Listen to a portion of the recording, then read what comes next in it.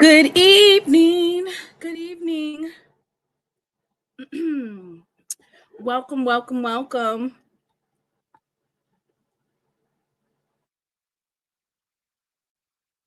Okay.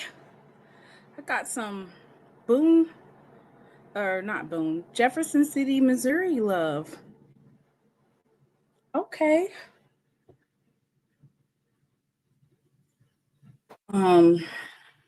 Good evening. I'm here, y'all. Another night. Y'all have to excuse the Powered by StreamYard. I'm still doing a trial run before I pay $40 with all the bells and whistles and different effects. I did do some slideshows though. Hey, Miss AC. Hey, Miss Natasha. What's up, Chris? Hey, Miss Uniqua. All right, y'all. Night 2. This is a edition, I guess, of this is SWAC Saturday on a Tuesday. Normally, I would have this going SWAC Saturday on a Tuesday. So we're gonna jump right on into it. I'm gonna give everybody a couple minutes to come on with it. I don't want you guys to miss anything. Let me see what this says. Oh, okay.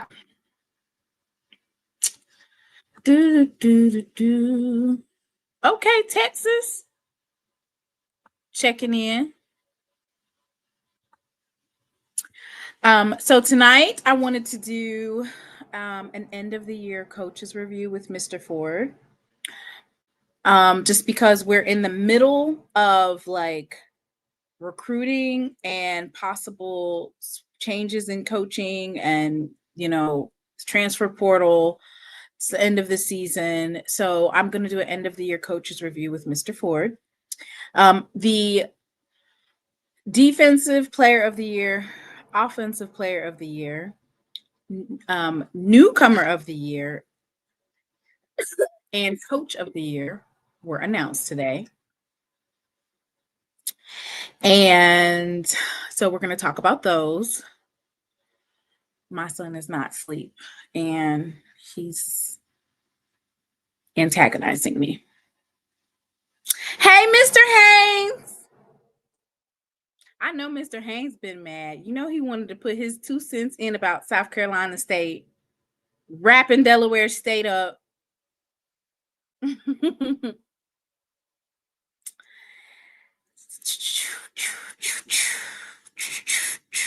All right, San Antonio, Texas.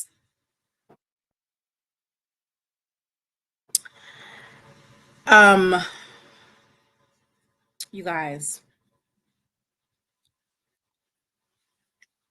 all week, it's SWAC Championship week. All week. I'm thinking that Thursday is when I'm gonna do where I choose the impact players of the SWAC Championship game. I'm thinking that will be done Thursday, but we're going to be talking about Prairie View and Jackson State all week.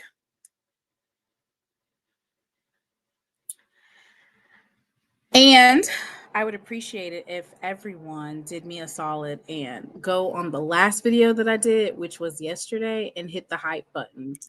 Because I've been out the loop for so long, I need to get back in the algorithm.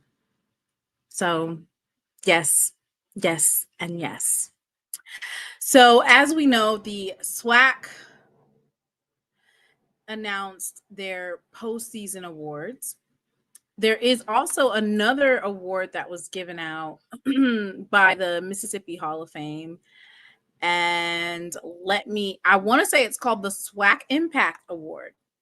So usually they have like the Connerly Award, but every year they nominate somebody from Jackson State, or not just Jackson State, but they nominate somebody from an HBCU. Most recently, they've been doing like they've been nominating like Jackson State players. I want to say Irv Mulligan was nominated last year. But usually what ended up happening is for the Connerly Award, no, like they never were going to choose a HBCU player.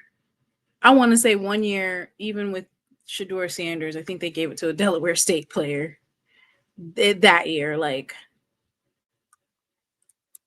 so they came up with the Mississippi Hall of Fame came out with the Impact Award. And the winner of that particular SWAC Impact Award is none other than Jacobian Morgan. So congratulations to Jacobian Morgan on winning that award this year. They gave it to Chad Kelly from Old Piss, I believe. Tell Miss Rector he finally got a chance. Are we having recess on Saturday? Recess starts on Saturday. Oh, Lord. Y'all are terrible. All right. So, wait, let me go to this page before I make that announcement. So, I want to say last year,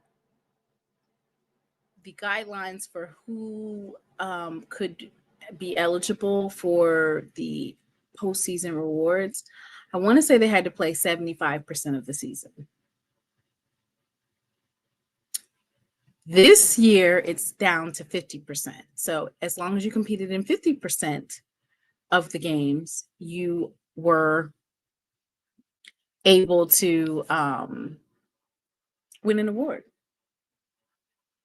So that opened up the field for the potential awardees. And this year, I don't think it's really a surprise that Andrew Body won SWAC Offensive Player of the Year.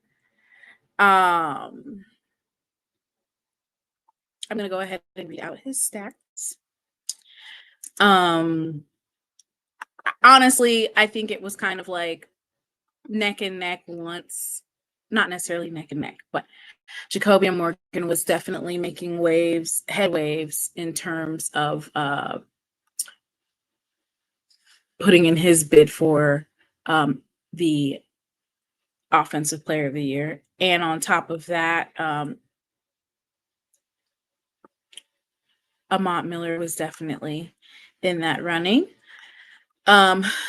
So as far as Andrew Body goes, in terms of his 2025 season, he played in 8 games.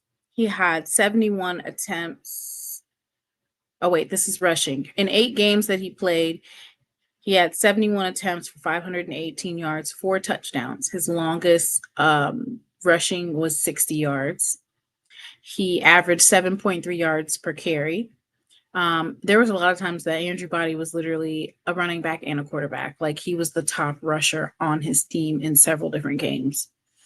Passing statistics wise, he had 8 games played, 113 completions for off of 160 attempts. He had 1 interception. He did throw for 1,770 yards, 20 touchdowns. His longest touchdown pass was 69 yards. He had a completion percentage of 71%.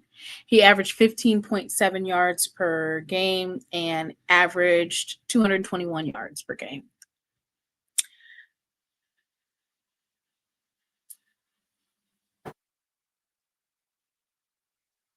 And I don't think it was a surprise that he was awarded the Offensive Player of the Year.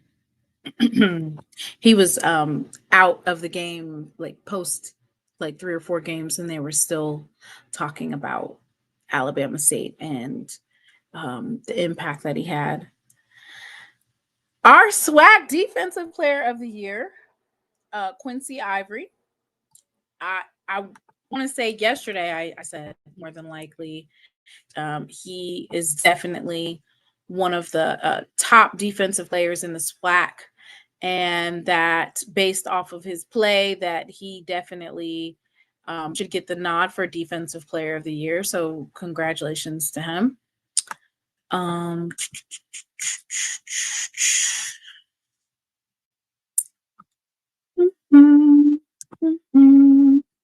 going to have to read his stat line.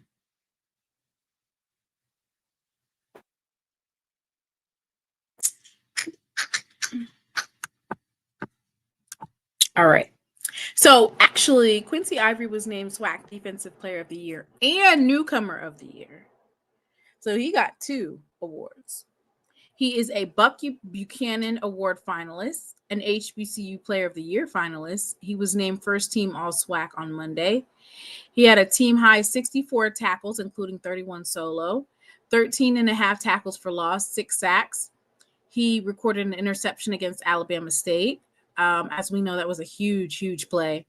Recorded 5 quarterback hurries, forced 1 fumble, and recovered 2 others. Ivory recorded 8 or more tackles 4 times, including 8 against Hampton, 10 against Southern Miss, 10 against Alabama A&M, and a career-high 12 against Alabama State. He recorded at least half a sack in 6 games this season, including a career-high 2 against Hampton. He recorded at least a half a tackle for loss in 10 games this season, including a season-high 3.5 against Hampton. So he was also named SWAC Defensive Player of the Week 3 times and SWAC Newcomer of the Week 3 other times. So he has his 2 slides: Newcomer of the Year and Defensive Player of the Year.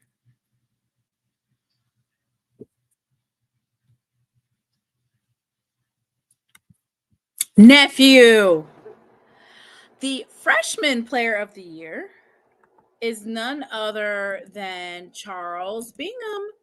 And Charles Bingham will be he will be at the vet this coming Saturday.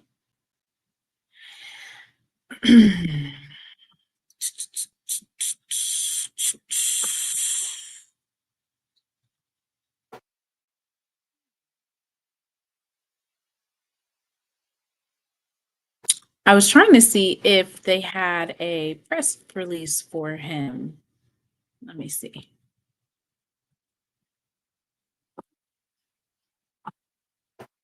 Okay, let's go ahead and see this. So Chase Bingham, he was named SWAC Freshman of the Year. In his first full collegiate season, Bingham emerged as one of the league's most dynamic offensive players. He appeared in 11 games. He rushed for 857 yards on 143 carries, averaged 6 yards per attempt, 77.9 yards per game. He found the end zone 8 times on the ground, including a 74-yard breakaway run that showcased his elite speed and explosiveness. Bingham also contributed in the passing game. He had 17 receptions for 122 yards, proving to be a versatile asset in multiple offensive schemes. His 48 total points and consistent production helped power Prairie View's offense in key conference matchups throughout the season. As we know, there's a lot of matchups that were really, really close. Texas Southern, I want to say Alcorn was really close. Alabama State, all of those matchups really came down to a couple of plays. And so Charles Bingham had, and it's Bingman. I am so sorry. It's Bingman, which I could probably change it now, but yeah, I spelled his name incorrectly. It's Bingman. So I apologize for that. Last but not least, the SWAC Coach of the Year goes to Tremaine Jackson.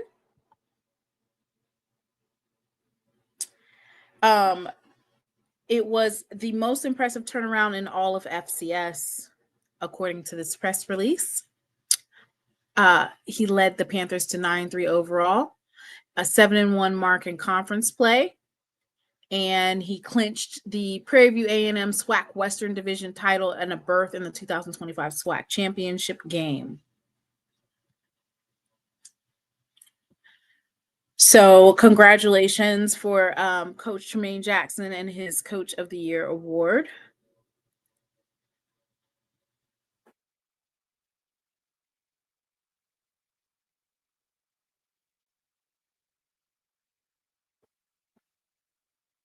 All right. Let me see what else I got for you guys. Oh, I wanted to quickly share this. The end of the year and how the divisions are set up, it's always like a big contention, a big talking point for, I want to say, podcasters and just fans. And it's kind of like, I feel like Twitter fodder, because everybody knows the answer to all these things, but for some reason they regurgitated them on Monday to Commissioner McClellan. And so I am going to see if I can get just a little snippet of it, of what Commissioner McClellan said in terms of, number one, expanding the bowl games, and what's another one? He want whether or not they think about expanding HBCU bowl games, and then of course getting rid of the divisions is probably another point of order I would love to talk about. My nephew is the one that posted it, but goodness gracious, I can't find it. Nephew be tweeting. Y'all give me a moment. And our Jackson State football official Twitter account is almost at 100,000. So make sure that you hit the follow button.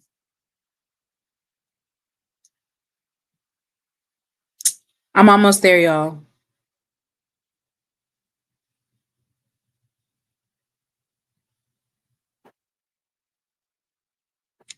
Because yesterday was December 1st.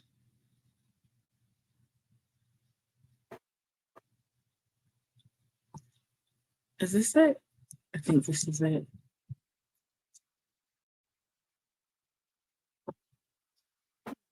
Yep, got it.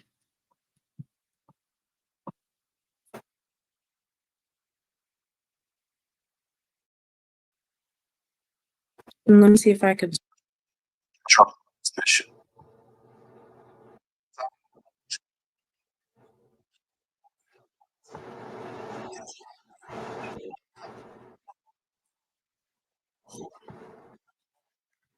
All right, I got it.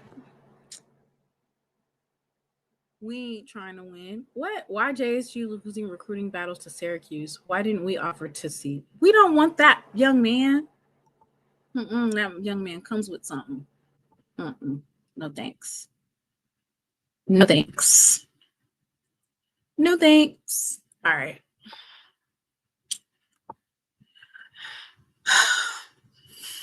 Y'all just, Ed Messy. He just sit up there and just say anything. Tootsie. No thanks. For Tennessee State. If that's what's going to happen to one of our teams, I would very much rather participate in a bowl game and be able to get that national recognition. It really comes down to what opportunities are available. Now, behind the scenes, we are working very diligently to help expand those opportunities, not just for the site overall. But again, it's not legislated, it's not allowed at this point in time. But if I had my wish, I would like to. Okay, so let's just pause there for a second. Did you hear what he said? He was talking about basically bowl games and expanding HBCU to bowl games and whatnot. And there was special. Oh, let me take that off. There was special legislation that had to be brought forth bylaws. Braxton, go to sleep.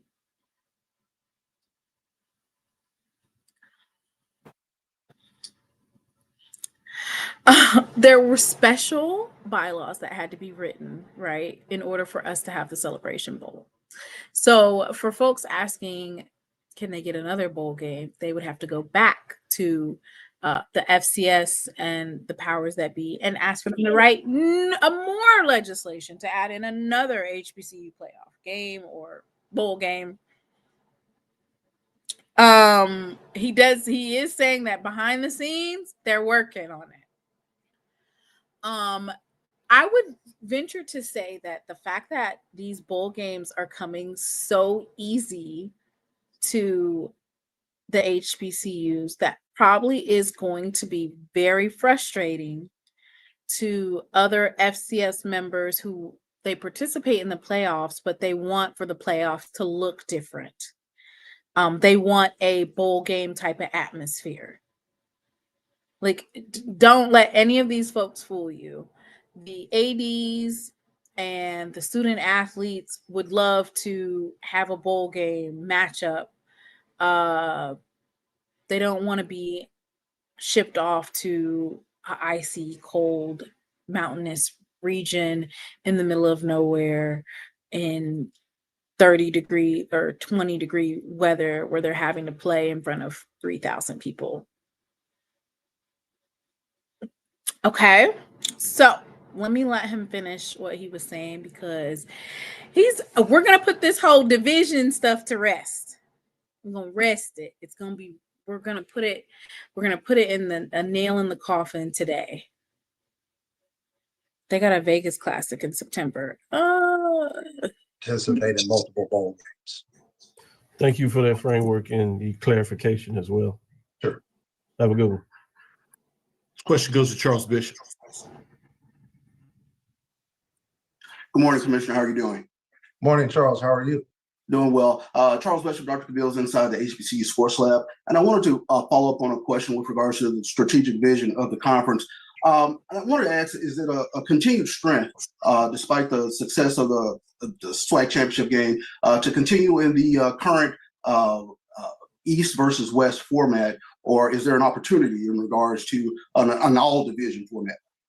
Yeah, I was waiting for that question, Charles. I didn't anticipate you would be the one asking, but we have that on our agenda to talk. I think from a conference office standpoint, again, our responsibility is to put together a championship. If the membership decides to go to no divisions, we will work that schedule and we will put it out. But I would also say that there are pros and cons. What we don't want is what is happening in the Mountain West. No divisions, and you have to go to computer rankings to figure out who goes to the championship game. I saw a lot of the media reports, talked to a lot of people after Alabama State lost to Jackson State, and saying, if you go to no divisions, then the true number one and the number two team will play. Not necessarily. The only way that you can guarantee the number one team and the number two team plays in the SWAC championship with no divisions is if every team plays each other. There's always going to be an imbalance of scheduling because you only have 8 games. Just, if you take certain schedules and you can look at it, there could be a possibility that a team did not play the top 3 teams in the conference. They might have had a better record, but not necessarily have been the better team. The last thing that I want to do in the conference office is to flip a coin or go to some alternate form to determine who plays in the SWAC championship game. Right now, under divisions, it is guaranteed that it will be determined on the field. I do not want to be in the office trying to either flip a coin or go to some matrix to determine who are the top two teams out of 3 or 4 teams that are tied and all had not played each other. So that is for the conference to debate and to decide the conference membership.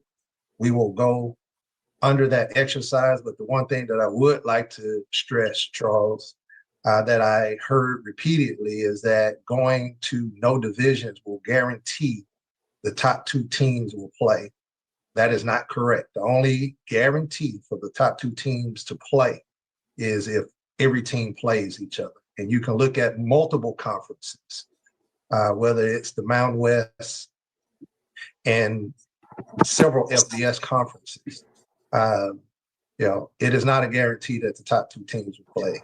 And I think that's been evident from probably around week 7, where there's, you look at the ACC, you look at, again, several of those conferences. So we'll take a look at it.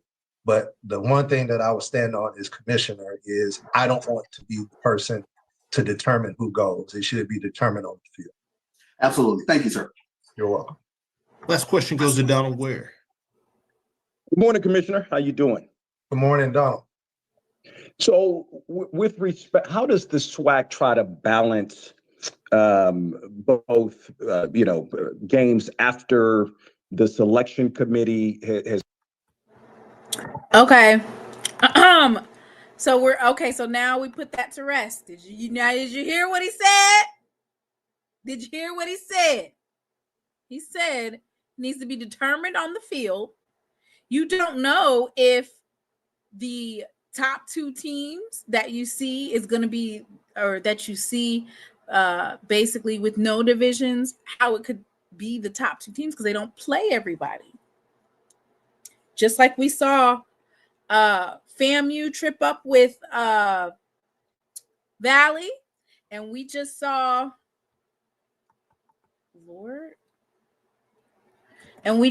who else did we see? Grambling tripped up with Southern. You just don't know any given Saturday, right?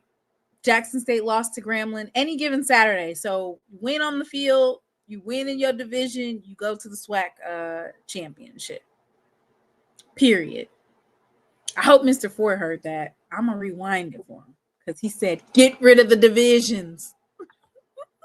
Hey, Mr. Ford. Hey, y'all feeling good now? Y'all commissioner done told y'all, didn't he? I know y'all feeling good now. That's all right. No, it's clarification. I know it. I know it. Uh-huh. He's not finished. He's got another one. He's finna talk about because folks kept on talking about the playoffs and stuff like that, and they kept on talking about Alabama State. Mr. Ford, you know the Turkey Day Classic is every year. Yes, it is. Are you gonna do your introduction? You gonna speak? Oh yeah. Let me say to everybody, Miss Whitley, Brandy, okay, Dr. Kanisha, everybody, Miss Mary, hey y'all. Hey, I hope everybody's doing great. I'm just looking forward to Saturday. I can't wait to see this game. I am also can't wait to see this game. I'm going to be at the watch party in Charlotte, North Carolina at Harold's Chicken. That's okay. They're having a watch party. Prairie View versus Jackson State. If you're a SWAC, HBCU, or you just like watching football, y'all come on to Harold's Chicken and we're going to have a good, nice little fellowship. Oh yeah, I can't wait. Mr. Ford, I'm going to play this little piece of the interview that he had on Monday because, I don't know why we keep going over it. We already know the answer, but I guess hearing it directly from the commissioner, it kind of finalizes it, right? Made this determination in terms of trying to get into the FCS playoffs.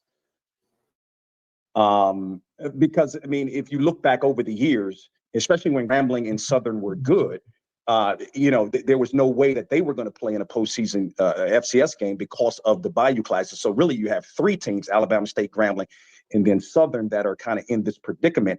And then also, if Alabama State were in the running for the FCS playoffs, would Alabama State have considered not playing in the Turkey Day Classic? So I can't answer the Alabama State question. And quite frankly, the balance for the conference office is that it's an institutional decision. We don't force those teams to play after the cutoff date. That has been their choice, right? So if Alabama State chose to participate in the FCS playoffs, they would have had to make a decision as to whether or not they want to, go to the Turkey Day Classic. They did not get to the point to get that, to have to make that decision. But the conference office does not force that upon any institution. That is an institutional decision, and we support that decision. Again, I would think that you have to look at risk versus reward. Southern University, Grambling State University, plan on Thanksgiving, 52 years, they've made that decision. National TV, national audience, bring in hundreds of millions of dollars worth of, opportunity, eyeballs, revenue possibilities by playing that game. They'll have to weigh that to going to participate in the FCS playoffs. Have not talked to their leadership, but I can surmise that collectively they would take those couple of hundred of millions of dollars of opportunities. And yeah, who's getting ready to go in debt to go to the playoffs? Now, the hell with that FCS playoff here. The hell with it. I remember when they first started, it was called the 1AA playoff. Yeah, fam, you won it in 1978. Then white folks said another nigger school ain't gonna never win it. Before they let you win it, they'll send you the boys in this 16 below zero. They ain't letting no nigger school win. That's what they said. We didn't set up 1AA for no nigger school to win. You're doing the best thing. If you're going to do a playoff, do your own playoff.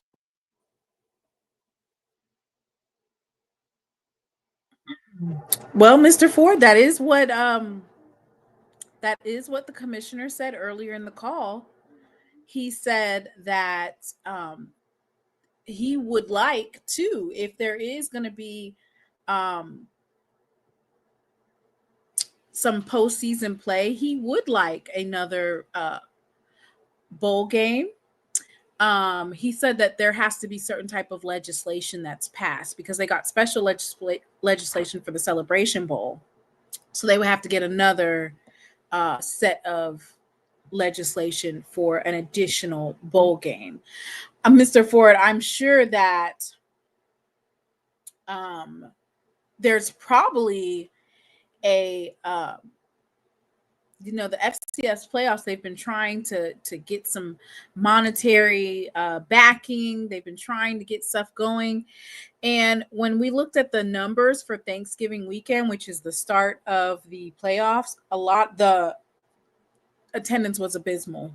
It was abysmal. They didn't have any more than I think the highest they had was 4,000 people at those games.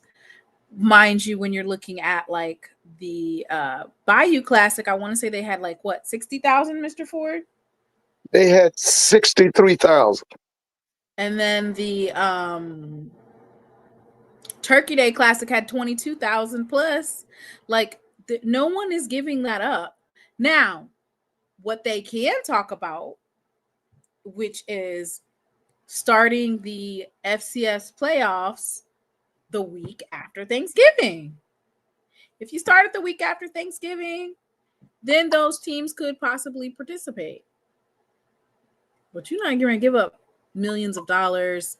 Primetime TV, I want to say, I think Grambling versus Southern was on NBC. Right, it was on NBC. To go, yeah, so no, you're not getting ready to do that. See, I remember I was a student at Grambling when Coach Robertson told us he changed the Bayou Classic so that Grambling could be at that time it was called the 1AA playoff. He lost so much money taking that Bayou Classic off of Thanksgiving weekend. And he told us, let them have that playoff. And I'm going to do my thing. Because, baby, let me tell you something. It's like a coach from McNeese State said, why do Grambling and Southern need the playoff when they got the Bayou Classic? Okay? So all of y'all, Scotty and all of them with all that foolishness and all that, y'all can do all that. But let me tell you something. They don't never travel to Montana. There you go. And that's what they teach you. They're going to send you the boys in Montana so you can freeze to death. Are y'all going to South Dakota State to go? Are you going to Montana to go sit in the cold? Did y'all go see Tennessee State? You watch it There on you go. TV like everybody else. And, might it's gonna not be have- 20 below zero.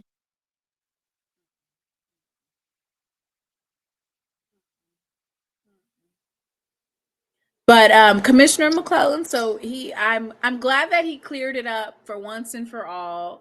So what we took away from that particular call is, number one, there is some talks behind the scenes on possibly another bowl game, but that is something that takes legislation. Another point that he highlighted was, of course, he's not getting rid of the divisions, Mr. Ford, What now? it's not, What now, baby? because he does not want for it to be a coin flip or a Like I said, for now, baby. computer generated to figure out who are the top two teams, especially when everybody doesn't play everybody. Okay, for now. And and Tennessee State had such a good team, and Commissioner said it, like, they went to the cold and then it was over. That's one of those situations where you want to be celebrate with a bowl game. Listen, And I Tennessee agree. State ain't done nothing right since the 80s, since they joined that hillbilly conference called the OVC. All they do is come to the Celebration Bowl and talk about if they were there. Get your ass out that damn OVC and join the SWAC or join the MEAC. But let me say this to all of y'all. Go back and look at the schedule for Tennessee State.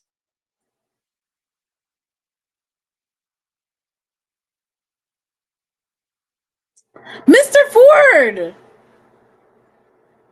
we can't hear you anymore. Tennessee State had games where they drew 1,000. The SWAC doesn't need Tennessee State. Tennessee State.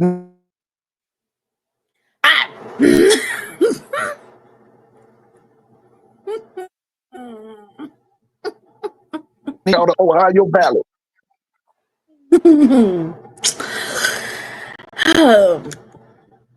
Well, Mr. Ford, while you're on a run, we might as well go ahead and do it. Mr. Ford, we have the end of the year coaches review with Mr. Ford. I have a special segment for you tonight, Mr. Ford. Okay. All right. End of the year coaches review. All right. So, this is what we're going to grade them on, Mr. Ford. Yeah. We're going to grade them on program leadership and culture. So that includes team discipline, player development, off-field culture and consistency, buy-in from players and staff, and how well the coach handled adversities such as injuries, transfers, etc. Right. The second thing I want you to grade them on is their on-field performance and game management. So record versus conference and top opponents, in-game adjustments, clock management, offensive, defensive identity, and the ability to win close games and finish. The third one that we should be grading these coaches on, we're going to do SWAC coaches today, Mr. Ford, is recruiting, retention, and player development. So ability to keep players, building depth at major positions, transfer portal strategy, high school recruiting impact, and the track record of improving athletes year to year. Last thing I want you to look at, Mr. Ford, is program trajectory and expectations. So basically, did the team improve from last year? Did they exceed or fall short of preseason expectations? Are they trending up or down going into 2026? And is the fan base alignment and administrative support there? Y'all comment in the chat which school you want Mr. Ford to lead with. Y'all comment in the chat, who do you want Mr. Ford to lead with? And I have just the list of schools and their records. Oh,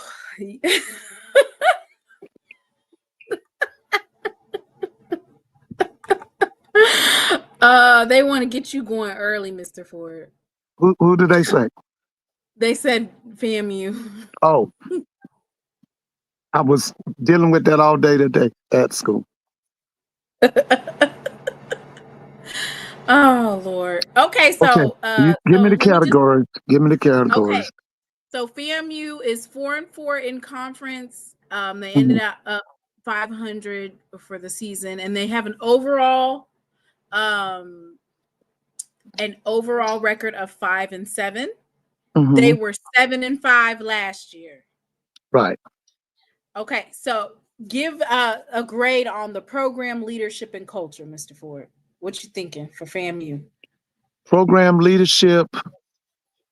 Ooh. It's got to be a D- or F. A D-? Yeah. Oh, Miss Mary said D. Yeah. I mean, listen, they've gotten worse as the season has gone by. And they ended it with that loss to Mississippi Valley. Those people at my school are so upset. I mean, they were already upset about blowing that because they feel like they had that game won in Orlando. And then you go out to Itabena and you leading by 10 in the third quarter and then you lose? Oh, listen. D- or F? D- or F? What about the culture? Is that the FAMU culture, or has he just completely he inherited a championship team. He inherited a team that just won the Celebration Bowl. And now they are a losing program. In 2 years, he's torn them down. They can get worse, and if he comes back next year, they will be worse. worse that's why than 5-7? Yeah, they'll be worse than 5-7 if he comes back. He has lost the student body. He's lost the Rattler Nation. He's lost the donors. He lost the people who admire FAM, because of their history. He's just lost everybody. Damn. Yeah. What were the other categories? On-field performance and game management. Well, you just kind of spoke to that. Yeah, I told you, I was there when they played Division II Albany State in Tallahassee. I don't know if that was a second game. Yeah, I think that might have been the second, because they open up with Howard. Okay, let me say this. The entire first half, Albany State completely outclassed Florida A&M on the football field. I mean, completely outclassed them. Okay? The only hope they had in the first half was they brought Jet Petty off the bench, and he gave them a spark. And in the second half, FAMU was able to take the game because of attrition. They had more players. But I saw then, I knew that they won't have a problem the rest of the season. And oh, by the way, let me say this. I don't know if you heard it. In the coaching scoop, they're picking out offensive and defensive coordinators for the nation for Offensive Coordinator of the Year in FCS. One of the people nominated was the offensive coordinator at Alabama State. What's his name? Is it Barnett? I did see that. Yeah, Chris Barnett. Chris Barnett was nominated. The defensive coordinators at Prairie View were nominated. The defensive coordinator for Division II, Chris Cash, was nominated. He's the defensive coordinator at Albany State. Kudos to them and congratulations to them, and I really hope they win. Yes, congratulations to them. Yeah, congratulations. It's called Coaching Scoop, I think. Football Scoop. I know exactly. Football Scoop. Yeah, that's right. Okay, Football Scoop. Okay, so on-field performance and game management, like you said, there were some close games that were winnable for FAMU, and they weren't able to close them out, or they just, gave up the lead. What about recruiting, retention, and player development? Nobody's going to listen. Nobody's going to go to FAMU now. The momentum they had in recruiting during the Willie Simmons years is totally gone. See, here's what's going to happen in Florida. Not only are the coaches going to turn against FAMU's program, their own alums are going to turn against it. They're going to dissuade people from coming to FAM. They got to get this guy out. I don't know what they're waiting on. They got to get this guy out. He's poison. I've said to you over and over. You look at his resume. What has he done to be head coach at Florida A&M? Then he makes this move this year. All of a sudden, he's going to be the head coach and the defensive coordinator. He's going to be the play caller. He was terrible as a defensive coordinator. And on top of that, he was terrible as a head coach. Listen, your head coach is usually the pride of the university when it comes to the football team. You got to remember, this is the school that gave you Jake Gaither, one of the winningest college coaches in American football history. This is the school that gave you Rudy Hubbard. He won the 1AA championship, the only time a HBCU has won.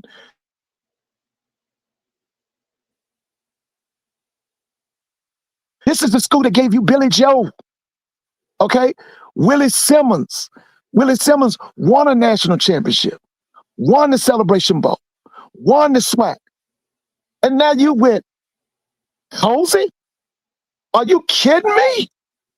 What's to be proud about? Like I told one of my superiors today, she's a Florida A&M graduate. And I told her, I said, listen, until they remove Coach Cozy, don't you donate another dime and don't attend any of their football games.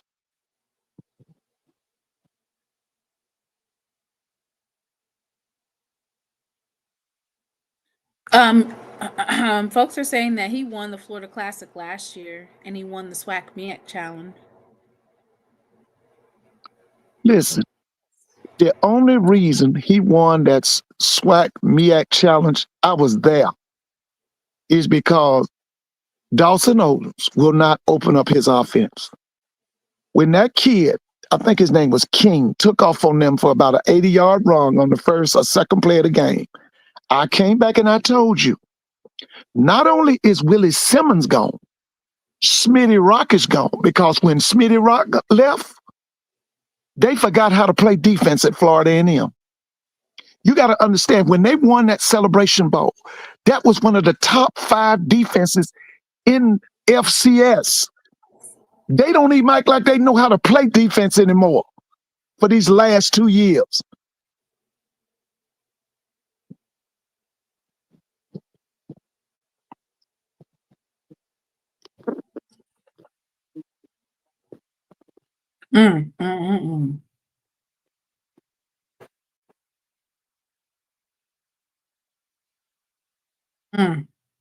Well, so what are the program trajectory and expectations for FAMU, Mr. Ford? If Cozy stays, it gets worse. You said they won 5 this year? Yeah, 5 and 7, 7 and 5 Okay. last year, 5 and 7. If they won 5 this year, they'll win 3 next year. Miss Whitley, you don't believe that. You don't believe that. You don't believe that, Miss Whitley.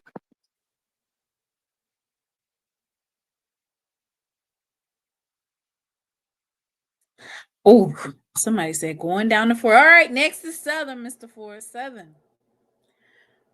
Their program leadership and culture this year, Mr. Ford. I mean, you could kind of like, I guess, go over Everybody that heard me, if they know how I listen, I'm not going to sit here and say, I told you so. I like Terrence. You know what I told you. The You said mistake he was that just Terrence in made- over his head. They just No. Terrence put on Dooley's draws.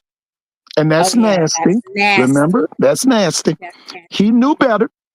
All he had to do was to go to that coaches convention and interview some young, outstanding coaches and bring them to Baton Rouge. He played for Pete Richardson. That's what Pete did when he came to Baton Rouge. He didn't keep the people that was there before he got there.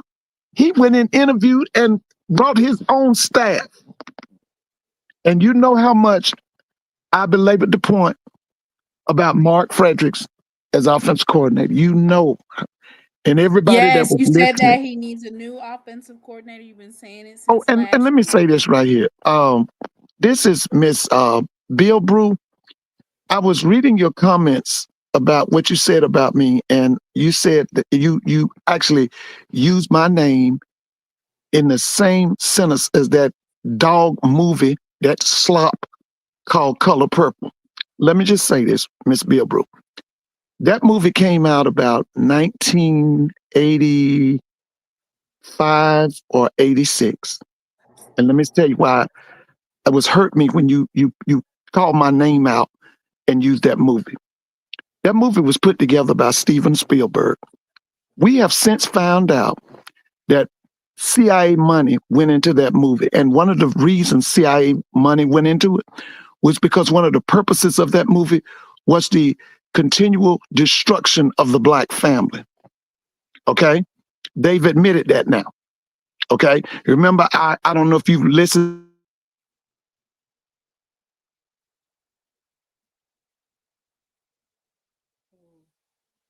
Ray Steiner made, can tell how great she was. But, she's up in age now. I think she's in her 90s. And she's admitted she was recruited by the CIA to help destroy the Black family. And so, Miss Bill Brew, it really hurt me that you used my name with the color purple.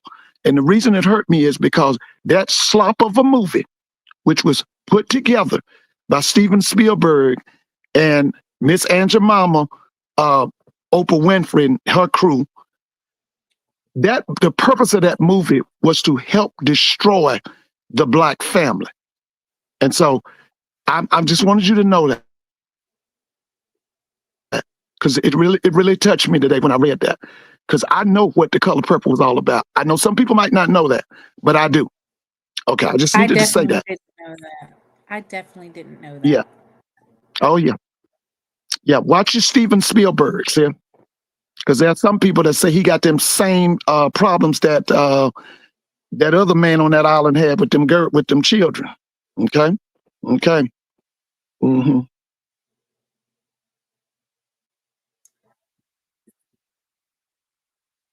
Okay, well, let's talk about Southern. So they moved away from Graves and they went to Fred McNair. And Yeah, he wasn't able to I've been hearing people complaining about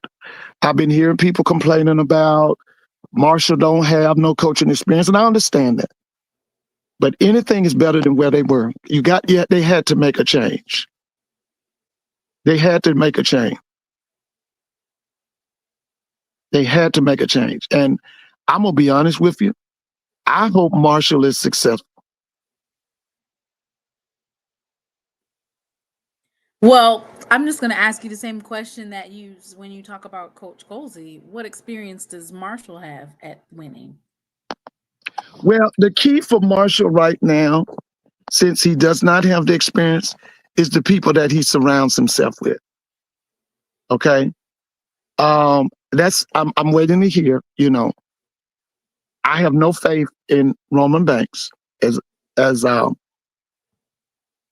athletic director. I don't know anything about Southern's president. I don't know who's running the. He doesn't have he left. You heard that, right? Okay. Well, I but here's the thing. I'm just hoping that he is successful. I hope that he really brings an outstanding staff to Southern. We need Southern to win. I say that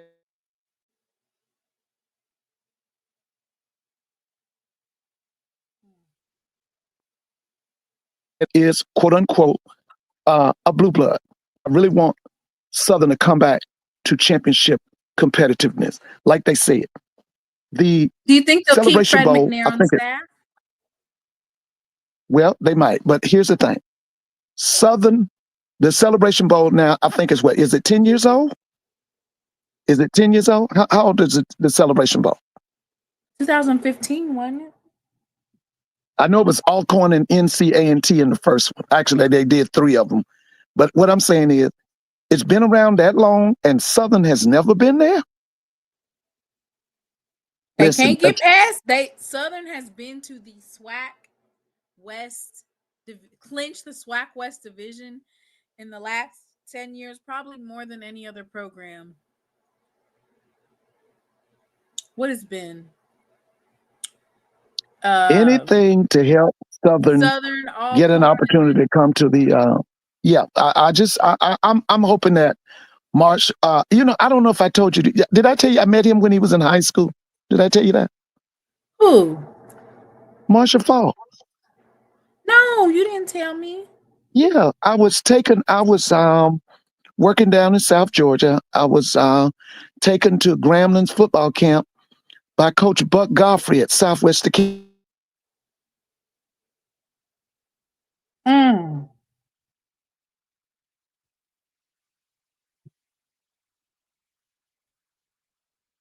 Had Marshall Faulk, his to San Diego State. The coach that introduced me to the kids, his name was Tree Reese. We called him Tree Reese. Okay. And I developed a friendship with Tree. Didn't know at the time that Tree was a Tennessee State graduate, had played for Big John Mary. We were talking about recruiting, and I was telling him at that time, my main recruiting was for Coach Joe Gilliam Sr. And yeah, you did say that. Yeah, we became friends. Later on, I get home, and he and Marshall own a national magazine. Because listen, he would tell me every day, he said, Coach, see that boy right there? He would talk about Marshall Faulk, because I'm looking at Marshall, because he's kind of small. He was small. Right. Okay. And he would say, Coach, everybody in the country want him. Everybody in the country. And I'm looking at him like, I can't, everybody in the country don't want this boy. He said, yeah, Coach, everybody in the country want him. I get back home, I'll never forget it. It was Marshall's senior year, and he and Tree on this national magazine. Yeah, they on a national magazine. But anyway, I hope Marshall is successful. I'm really pulling for him. Like I said, he was, really nice young man, and I hope he does well. And I hope he has the same kind of effect that Coach Tremaine has had on the SWAC. My whole thing when I heard about Tremaine, because my home people in Albany, they were very impressed with him. Okay, because they saw Valdosta State playing against Albany State, so they was telling me, my cousins was like, yeah, he gonna make a splash in this SWAC. But I was looking at his resume, because I had a principal years ago told me. He said, if the resume says that they're a champion, they're a champion. And he said, always study the resume. If the resume say they're going to lose, they're going to lose. If the resume say they're going to cut and run, they're going to cut and run. Because he believed in the resume. And when I looked at his resume, I saw champion. And I am not surprised that he in the SWAC Championship against the defending champ, Jackson State University. I'm not surprised. Because that's what his resume says.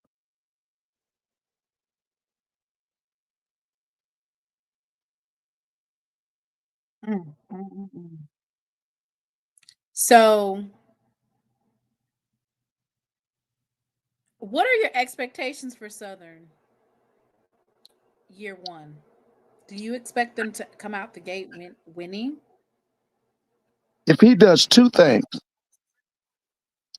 if he instills a disciplined regimen for that football team, and he organizes that football team, I think they do very well. Because I keep telling people, Southern problem was not on the field.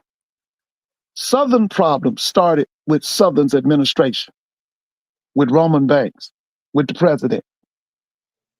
Okay, coming on down to the coaches and to the coaching staff. That's where their problem was.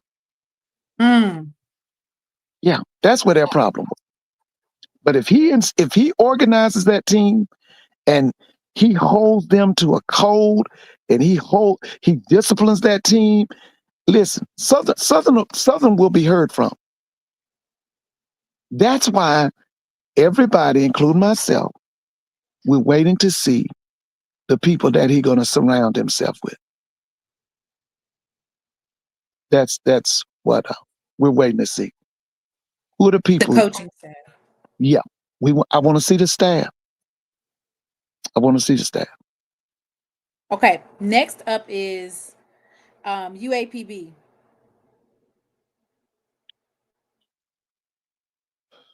What do you think about the program leadership and culture?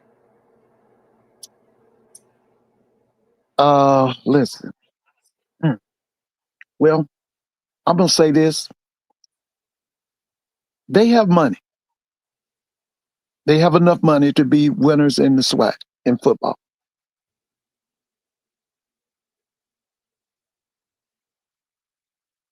Hampton's been there how many years now? I Has he want to been say there? he's up for contract renewal. So he's been there 3 years or 4 years? Yeah, he's been there. Don't get me to lying. I want to say this is his fourth. This would be his 4th year. He's up for renewal. I know that much. I would like to see him get another year. Well, he would be getting another. He would be getting another contract. It wouldn't be just 1 year. It would be a multiple year type of deal. Has he ever had a winning season? No, no, but I feel like he did put forth a lot of effort this year. Yeah. Like I could see one of his problems that I think is with that recruiting, retention, and player development is that those Power 4 and Power 5 teams are watching the smaller schools, even UAPB, like a hawk, just waiting on the opportunity. I heard Brother Wayne talk about the kid who left and went to Oklahoma. I remember the kid and he was a big time player. Yeah, So, and I like that quarterback they had last year. Not this past year, but what, 2 years ago? It was last year that they had a good one. He transferred to Alabama A&M, matter of fact. Right, that's the guy. Yeah, that's who I'm talking about. I'm not really sure what transpired with that young man, but he ended up not being with the program. But yeah, that was a huge was it Malik Huggins? I think so. Yeah. I liked him. I really liked him.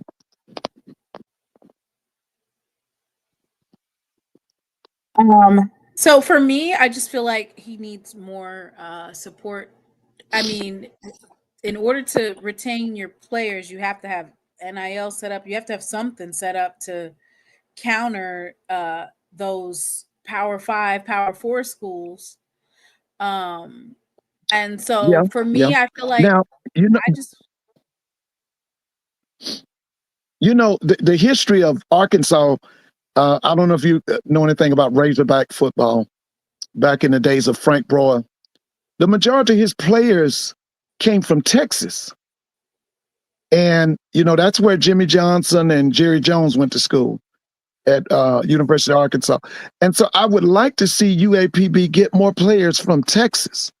Go into Dallas. Go into Houston. If you could, go into St. Louis. At one time, now this is when Doc Gamble was down there, they were really vested into New Orleans because it's a lot of outstanding ball players in New Orleans. But they gotta think outside the box. But I think that too, it starts with the president and with the athletic director. It starts with the administration.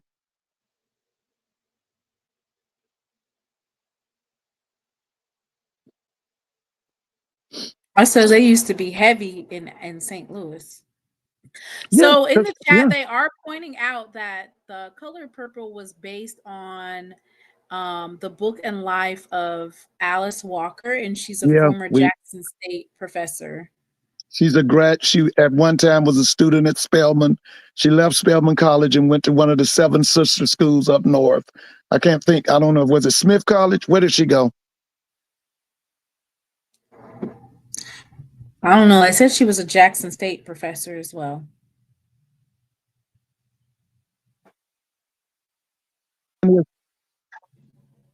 He He taught her at Spelman. Look, pull up Howard Zinn.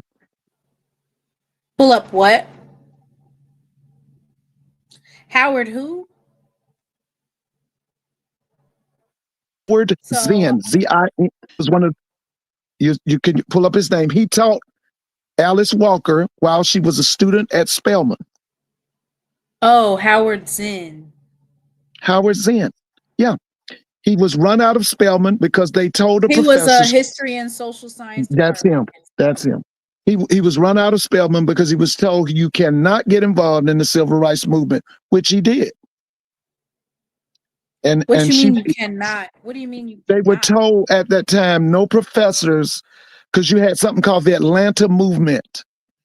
And she was a part of the Atlanta movement. Marion Edelman Wright, you know who that is?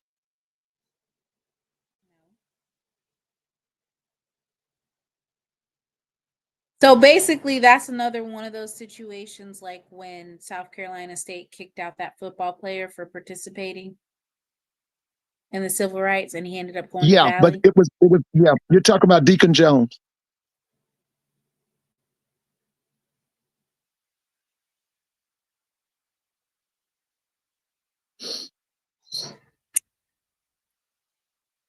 All right, who you guys want next? Let's do Jackson State. What do you think about the program leadership and culture of the Jackson State Tigers? Or what do you grade TC Taylor?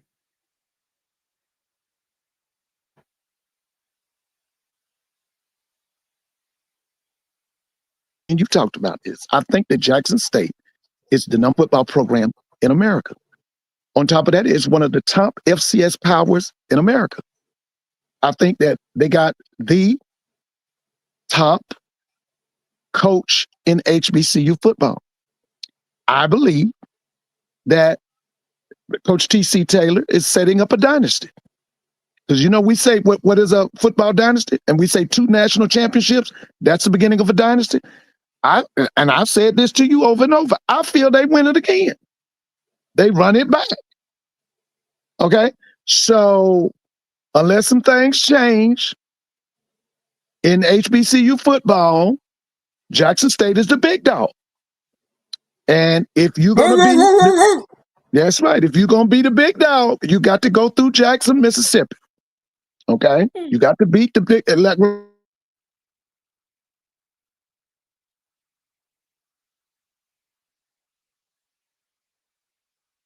2 more games to officially be a dynasty. well, the man is Jackson State. 2 national championships back to back is the start of the dynasty.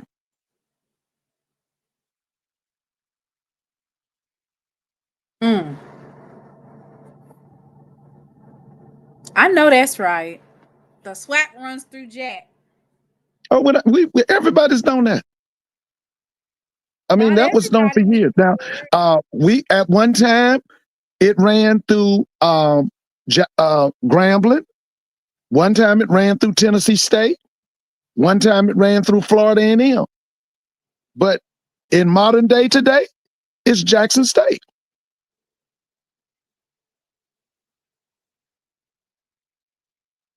Next question.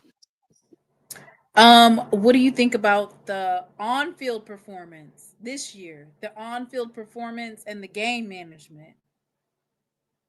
So Now, let me just say this. I thought in the last 4 years, this is the best offensive line Jackson has had. This offensive line that you got right now. I think it's, when y'all move that kid, is it Villanueva? What's that kid number 72? What's his name? Is it Villanueva? Right. When they put him at center, they are a super line. Now, let me go back. You remember Shadua's last year, Jackson? Mm-hmm. I thought that was the best when they had that kid Evan Henry, and they had this kid called Zach Bro, and they had another kid that left and went to TCU. I thought that was the best offensive line. Okay. Mm-hmm. But now I think it's this present offensive line. Okay. Now, defensively, I thought this year at the corner spot, I thought that was a drop off. Now, the safeties were adequate, but I didn't see them as superstars like I had seen some years earlier. Okay. I thought that was kind of a drop off at the corners. Mm-hmm. But overall, I still thought that the defensive team was really good. Now, last year, of the two linebackers, I thought the premier linebacker was that kid you used to talk about, Reed Pullum, right? Reed, isn't that right? Give me The that name? linebacker. Yep. Yeah. But now this year, I thought the lead linebacker was the Taylor kid out of Hoover. I thought he was the best linebacker. I thought the Taylor kid, number 3, Ashton I think. Taylor. Ashton Taylor. I thought he was the best linebacker this year. Yeah. Yeah. To me, as long as that kid, Jacoby Morgan, was the quarterback, I didn't think anybody could beat you. No, I didn't think any black school could beat you. But we saw some of the bumps in the roads when Jacobian was taken out, you know, when he was injured. And now,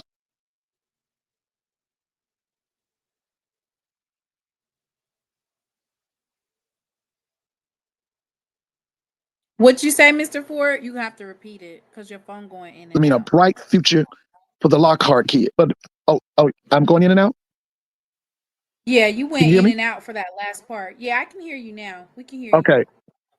Okay. So I'm predicting a bright future for the Lockhart kid. I really am. I think now, I really like the way he throws that football. He throws it with a lot of torque, great arm action, you know. He was a freshman, and certain times he played like a freshman. But here's the thing. Your backfield is so deep that many of the problems that he encountered were covered up by that backfield. Because see, it's nonstop. They come in with that kid out of Memphis, you know, at the brother, Miller. You're coming with him. Okay? Then you take him out.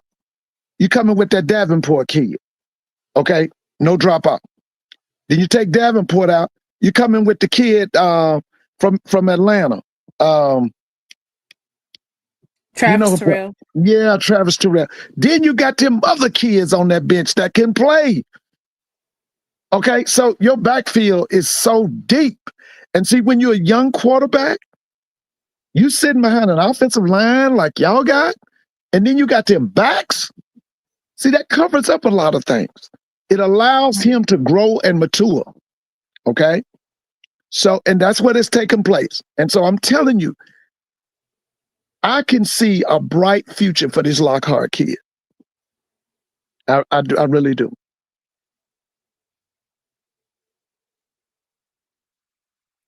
And then lastly, the recruiting. Mr. Ford, did you hear about the new quarterback that we got?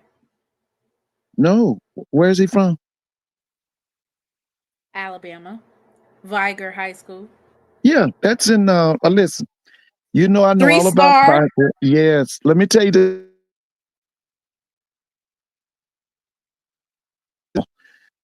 Florida A&M in the 70s lived in Mobile. Grambling State University in the 70s and 80s lived in Mobile. Alabama State lived in Mobile. Okay, it's a known fact. Out of that Mobile area, there's some very talented football players. It's a great place for football. For now, see, if you go back, most people don't know this, but at one time, Mobile had the highest number of black Major League Baseball players.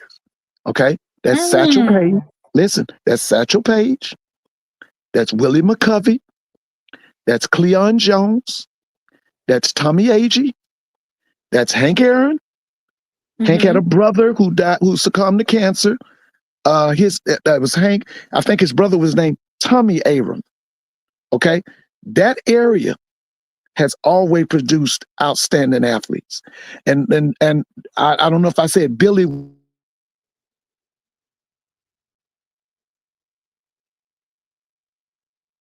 Sweet. He was from Mobile, Alabama. Okay. Now, Tommy Agee, I believe, was a graduate of Grambling State University.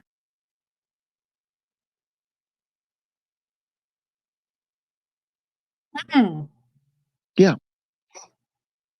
Now, Tommy Agee and Cleon Jones helped lead the New York Mets to the '69 World Series championship.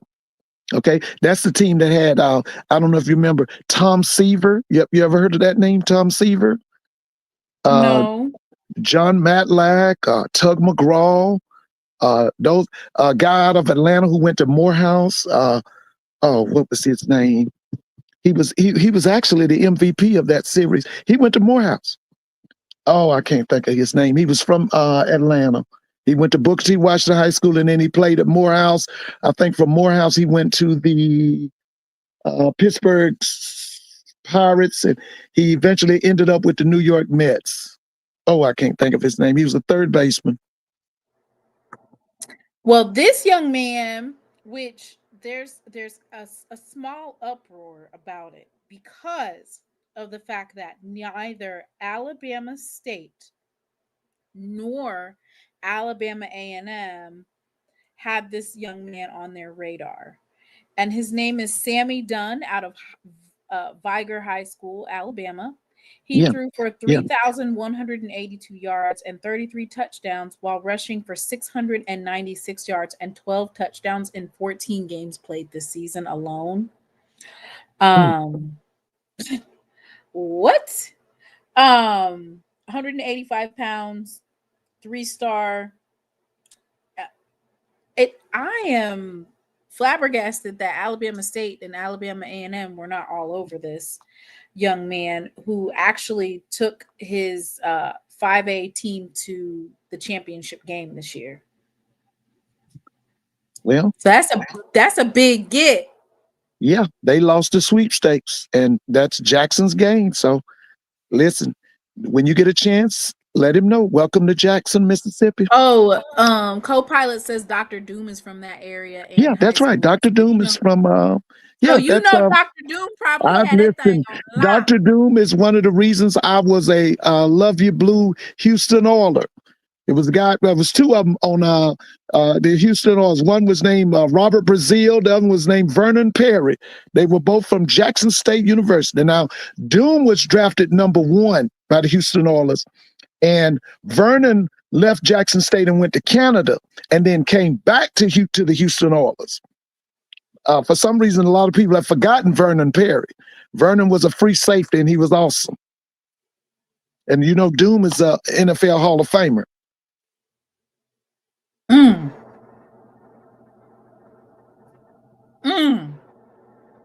We called him Doom Brazil. They got one more quarterback coming. Did you guys know that? Is it early signing day tomorrow? Mr. Ford, you know, usually I go live during the day during those types of times. Is it tomorrow? I think so. I seen a couple of young men talking about I'm gonna be signing tomorrow at school. Oh, okay. All right. Mississippi also has some talented players as well. South Panola, Hattiesburg High have standout athletes. Listen, South Panola came down to South Georgia to one of our powerhouses. It was called Colquitt County High School, and I think they put 60 points on Colquitt County High School in South Georgia. Yeah, that was South Panola. So you're not telling me about South Panola. Vernon Perry from Wingfield High School in Jackson. He was the truth. I think so. One thing that I will say about recruiting, retention, player development, program trajectory, and expectations is that the blueprint that folks still are not getting is being utilized.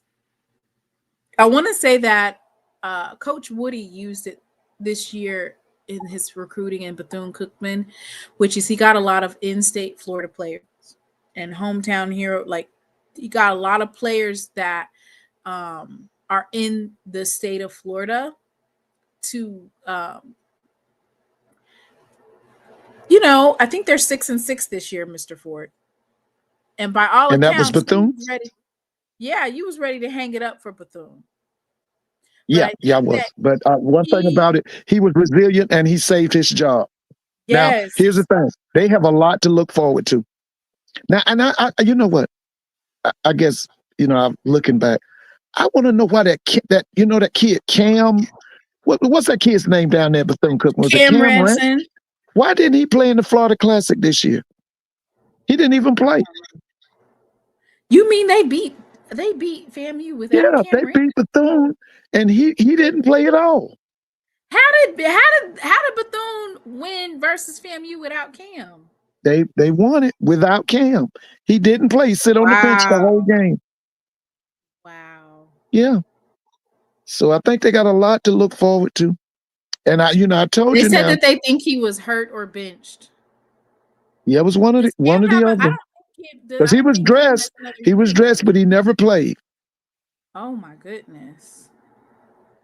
They said Bethune's backup is just as good as Cam. Like I said, Bethune-Cookman has a lot of upside. They do. They do. Now they did take a punch with virtually all of their starting wide receivers went to the portal. Okay, on this team?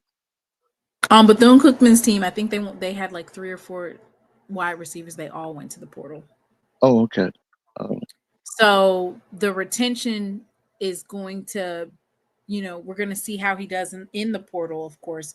But that retention is paramount in the success of Bethune-Cookman building off of this season.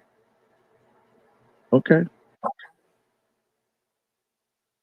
But for Jackson State, the recruiting, retention, and player development, it's, basically Jackson State has been able to reload, plug and play, and has been just as dominant in terms of winning their games this year as they were last year. And I feel like he's kind of got the recipe. Using the homegrown talent. And I like the fact that Jackson State has been able to retain its talent. And that's not something that a lot of HBCUs can say, is the retaining of talent. That's why that offensive line is so good. Yes, it is. Yes, it is. And that's why if they meet up with South Carolina State in the Celebration Bowl, I'm picking them to repeat. Because I do not see South Carolina State being able to match up with that offensive line. I can't see it. And I've told you this before. I love it when y'all go too tight. When they bring Jency Riley in and that other tight end in, listen, you got 7 big blockers up there instead of 5. Who can stop that? Who can stop it? And I've told people all the time, and I really love it. Running them right on out the way. Oh, Jency's big time, man. When they come with that power, when they come with them 2 tight ends, with that already big old offensive line, who can stop that? You think it's going to be another blowout, Mr. Ford? I thought that South Carolina. I think it might be a little closer, but I still think that Jackson State, it's going to be a mismatch with South Carolina State's front 4 and Jackson State's offensive line. I think that's a mismatch, and it's in Jackson's favor. Did he recruit the offensive line? I remember you were basically saying the trenches were mismatched. Was Coach be able to Now he did do more on that offensive line. They're bigger. I think they're younger. They got a lot to look forward to. But I still think that his defensive line is just too small.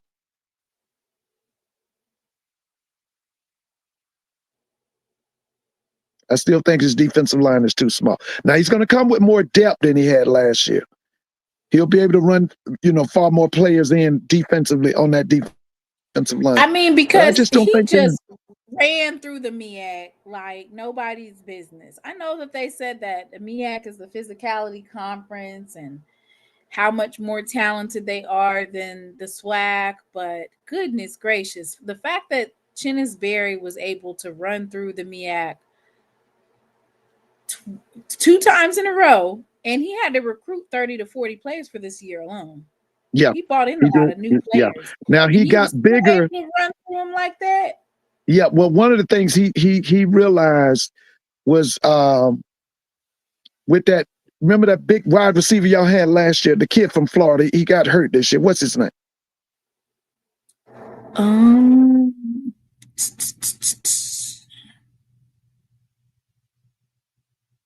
His name leaves me. Tell me in the chat. He was the I know who star. you're talking about. What? Fertillion. What's his name? Tavillion? Jonas Fertillion. Yeah. So one of the things they did, they went out and got bigger DBs because they felt that they would come back, but they wanted to be able to match up with him because, you know, it was like last year in the Celebration Bowl, it was like a grown man playing with little boys. Nobody could match up with him. He put his hands up and it just going. They couldn't do nothing with him. Yeah. And so he went and got bigger DBs. You'll see he's got bigger DBs. I think he went to South Dakota State and maybe got one, and he went somewhere else.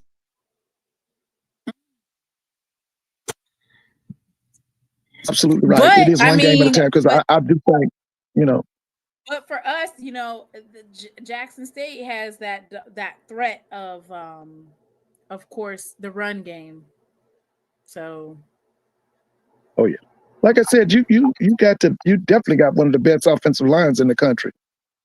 You got one of the best offensive lines in the country. And my thing is, when y'all put them tight ends with it, whew. Like I said, you're absolutely correct. Right, one game at a time. Because I think that this game with Prairie View is going to be a classic. I think it's going to be a classic. It's going to be epic. What about Alcorn? Like, what did you think about? Because, you know, Alcorn started off so bad. I don't even know. It looked like a totally different team from week 1 all the way up to the last week versus Jackson State. Those didn't even look like the same two teams. I thought that Coach Thomas was going to lose his job. But after watching that Jackson State game, they got a lot to look forward to. Now, here's the key for them. The quarterback, he does a really good job using his feet, but he's got to get better in the vertical game. He's got to learn to throw that ball downfield. And you saw it in the Jackson game, okay? But if he becomes really consistent with that, because now I still say this, and I know some people going to get mad about this. I watched that Prairie View versus Alcorn game was in Lorman. I thought Alcorn should have won that game. Yeah, I thought Alcorn should have won that game.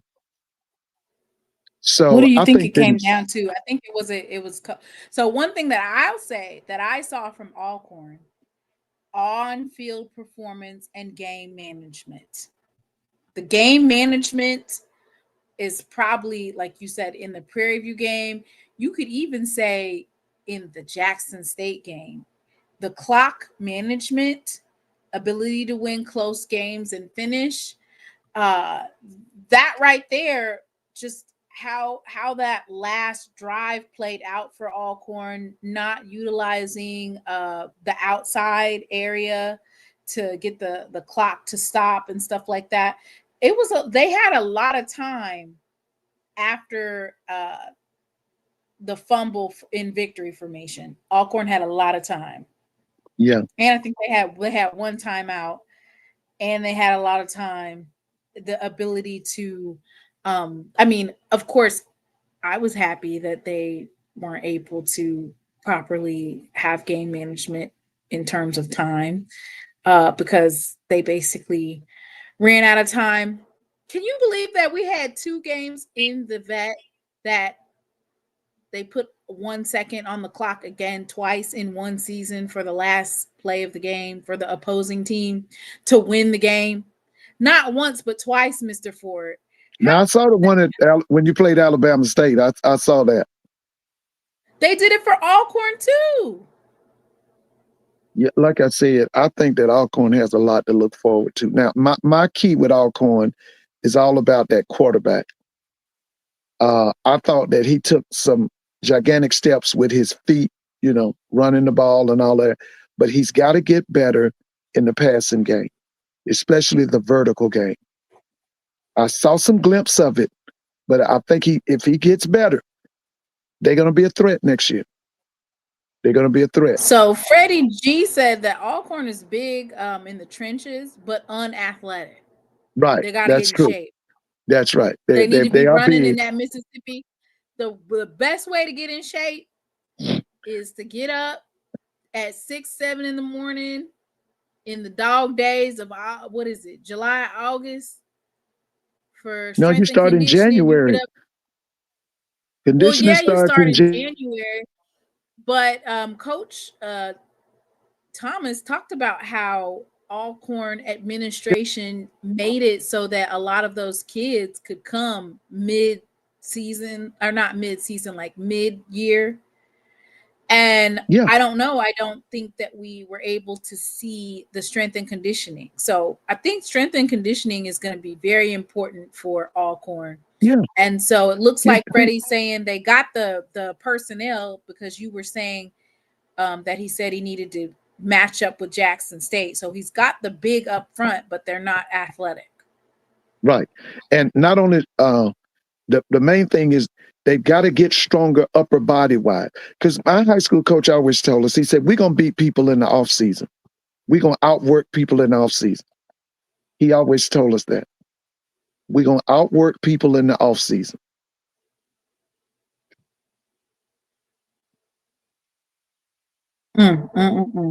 They said that a lot of players are entering the transfer portal, from Alcorn. Okay. So, you know, that's the thing. When you have those hard resets, it's well, hard. Is Jacobian going to start Saturday? That's to be determined. Okay. I don't know. I feel like I'd be saving him for the. I honestly don't think that PV has a defensive line that's going to be able to stop the run. I'm putting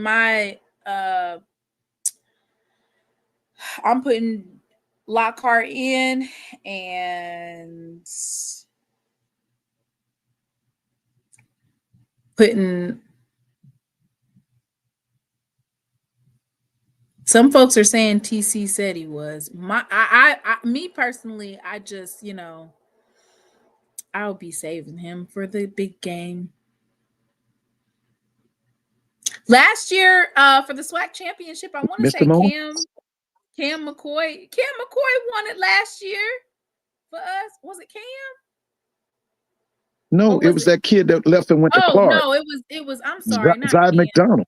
Zy McDonald won the SWAC Championship for us. Oh yeah, he was masterful. TC said he won't reveal it, and he shouldn't. Exactly. Because who you getting ready for? Zy won it with his feet. I don't know. Me personally, we can win it we can run the ball all damn day. All day long. Run.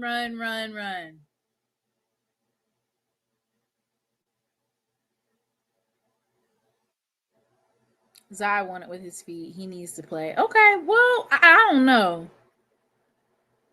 I would want to keep Prairie View guessing, because Prairie View that's what they're is going to blitz. If the game plan is set for Jared Lockhart, they're going to blitz Lockhart more than what they would if it was Jacoby Morgan.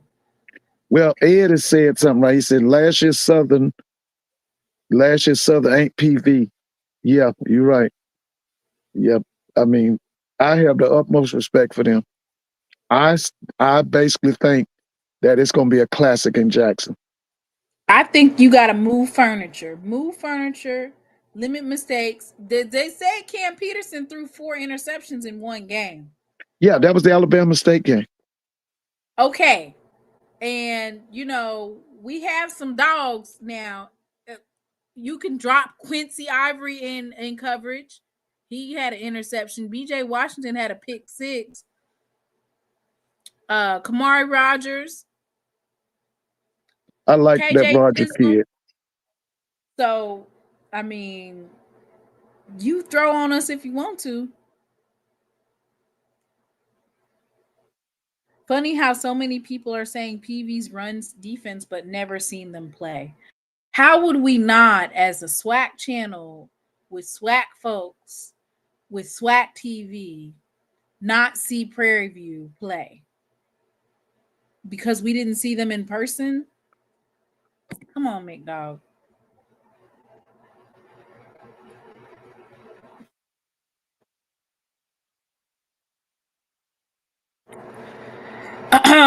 And you know,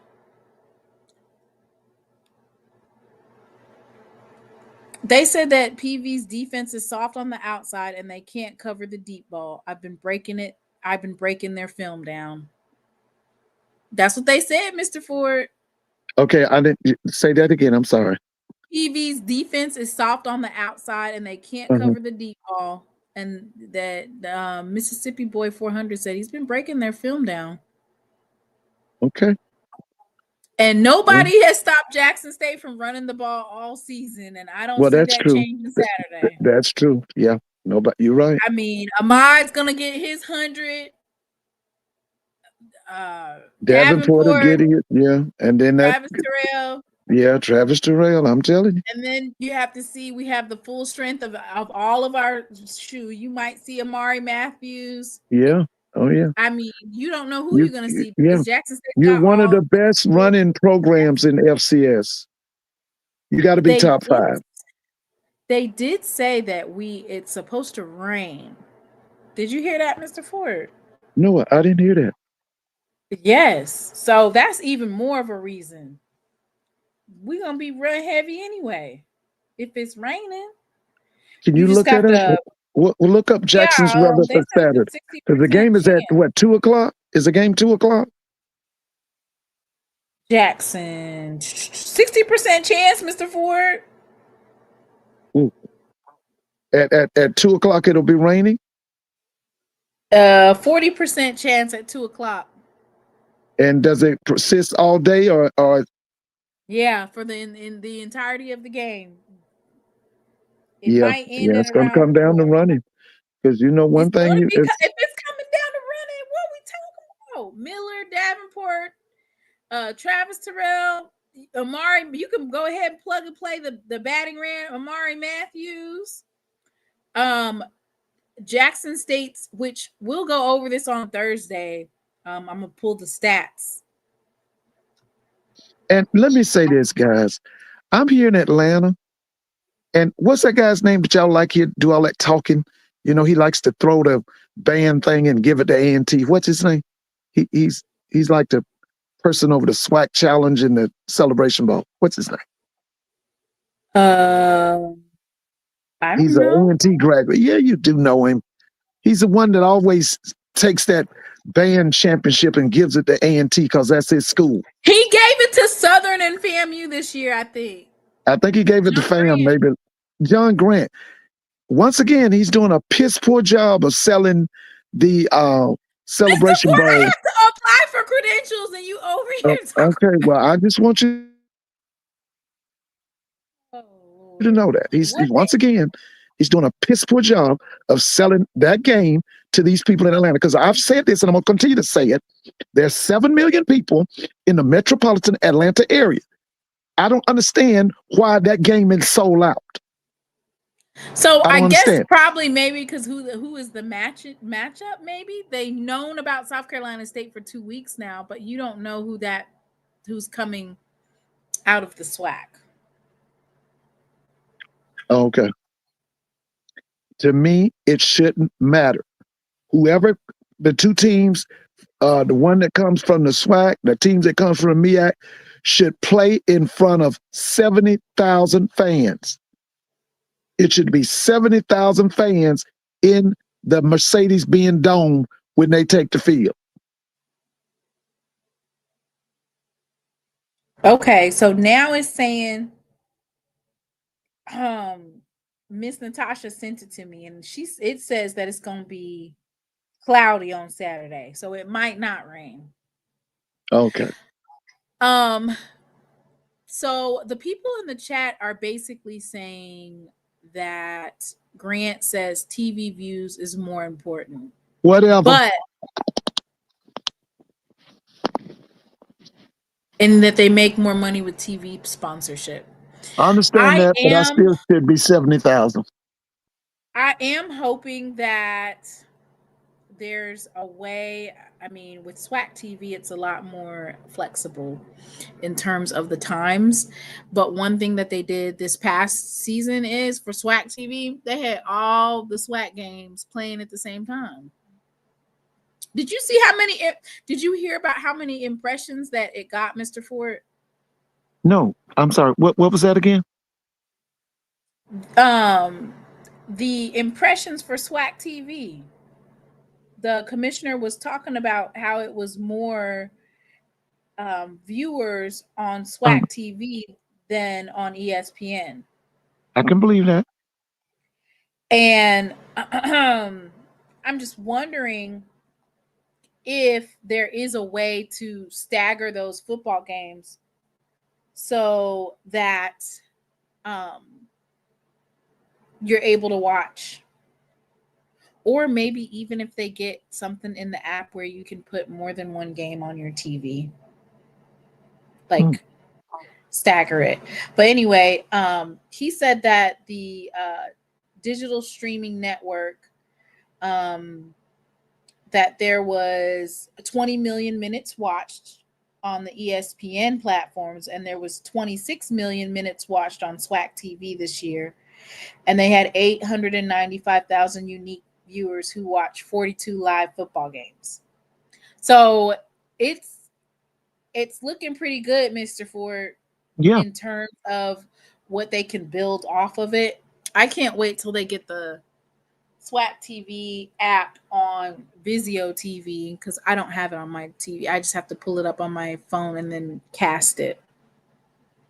They can do the games like the NFL on Sunday, early games, late games. I like that idea. But Whitley's not lying. The Las Vegas HBCU Classic was, bar none, one of the best classics that I have seen in terms of their promoting, in terms of the events that they had, the pep rally, everything. Whitley said the stadium entrance operations were a little bit lacking. And by the way, Miss Whitley, do your Buckeyes repeat? Oh. Don't get Miss Whitley started on the Buckeyes The now. Buckeyes, are y'all going to repeat or what? Are y'all going to back down to them Bulldogs from Georgia, them Crimson Tide folks down there in Tuscaloosa? Are y'all going to repeat? What are y'all going to do? Not to Bama. Whitley, are y'all going to nobody's beating Ohio State. Are they that good, Mr. Ford? Yeah, yes. They own the Big Ten. Oh, okay. Last one before listen. Here's Ed, bro. Ed, Indiana's a basketball school. Okay, it's a basketball school. Mr. Ford, this is the last thing that I wanted to bring up. Okay. I was waiting on your commentary for this, because it's interesting, and that is that a financial report just came out recently, and it said that Colorado is in debt for $27 million. Yeah, it was on the radio too. Yeah, and it's about his salary, and it was a couple other things too. It said that a $27 million deficit. HBCU can't even carry 750,000. Yeah. It said it'll also need 11.9 from the university and 2.2 million from student fees. Like, and it's basically talking about players' costs and Deion Sanders' salary. So I think they're trying to set some stuff up. Yeah. For him to get Cause cut. listen, right? Because they probably gonna win 3 games again next year, and they're gonna bring it to an end. Yeah, but they always do that. You put out the propaganda first. That softens up the people. That gets them prepared to when they cut throats. Nobody will say anything. The biggest expense is football, $60.4 million. $60.4 million to win 3 games. Yeah. The great experiment with Coach Slime is over. There is a flip It's side, over. which is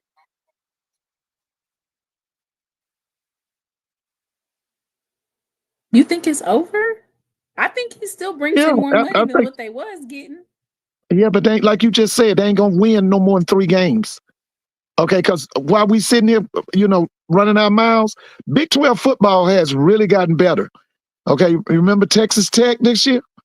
Okay, BYU this year? Okay, Big 12 football has gotten better.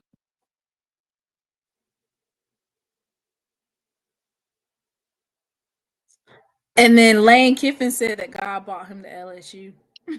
Listen, what Lane is doing, Lane understands that Nick Saban is in that booth now, and that college football is looking for a new number 1. And he understood he couldn't do it At Ole Miss. At Ole Miss. So he had to go to a school where he could do it, and LSU was that school. You think he can do it at LSU? Listen, I lived in Louisiana. I'm a Grambling graduate. I know what football is all about down there. Listen, always remember this. The 2 major schools in Louisiana, as far as football, are LSU and Tulane. Tulane is just like Vanderbilt. Okay, just like Duke University. You got to have credentials to go up in that school. So what does that mean? LSU gets the pick of the litter. They get all them big time players in Louisiana. And so, Lane wants to imitate or emulate Nick Saban at LSU. Because, I've told you this over and over. When I was in Grambling, everybody used to always talk about LSU was a sleeping giant. Okay? I remember they had a coach down there named Bill Arnsbarger. He was really good. Bill left and went back to the NFL. Okay? Then they had them nothing coaches. And then finally, guess what? They brought that guy from Michigan State, Nick Saban, and he woke up that sleeping giant. Said Lane Kiffin changes his job more than he changes his draws. And he don't never win no. Oh yeah, he ain't got you know it. He ain't got no loyalty to nobody. You know that now. Okay. He was at Southern Cal and they got rid of him. He was at Tennessee and he lied to them people. He did really well at FAU, did really good at Ole Miss. Okay. But like I said, he understands he can't have a dynasty in Oxford. He can't do it. Why? But he can do it. I thought they were 11-1 this year. Yeah, they were. But listen, okay, you're not going to dominate Georgia in Oxford. You're not going to dominate LSU in Oxford. You're not going to dominate Texas in Oxford. And you're not going to dominate Texas A&M in Oxford. Okay? And I keep telling y'all that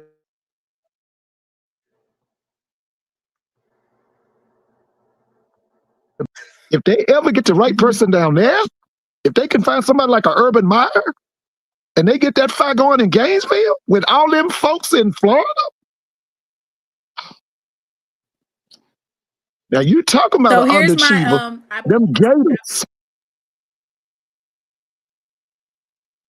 The Gators, oh yeah. They have all this money and they just spend all this money. I'm trying to tell you, they the biggest underachievers in America. Them in Penn State. I'ma just put it out there like they did.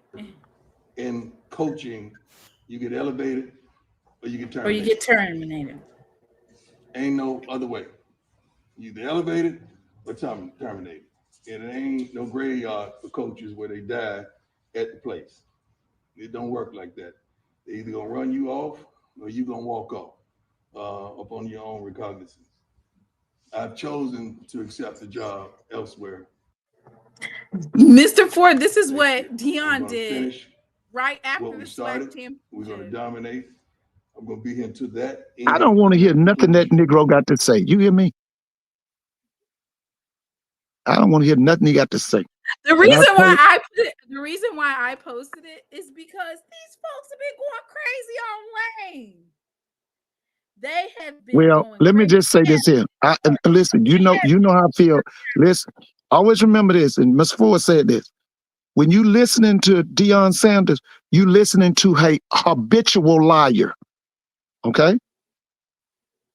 That's what he is. Say it again. He's an habitual liar. So I don't want to hear nothing he got to say. I was being facetious. I was basically saying, Well, I'm not. y'all didn't I'm think not. it was a problem when Lane Kiffin, when Deion was doing it, y'all was supporting him, saying, yeah, that's the way to go about it. Man, all these talking heads, even the black ones with Lane, they're just like, oh, no, this is not how you do it. This is not what you do. This is not what you do.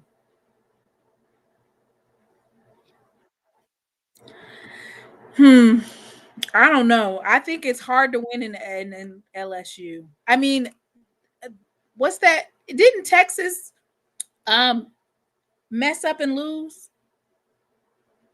Yeah, but they beat Texas. Remember,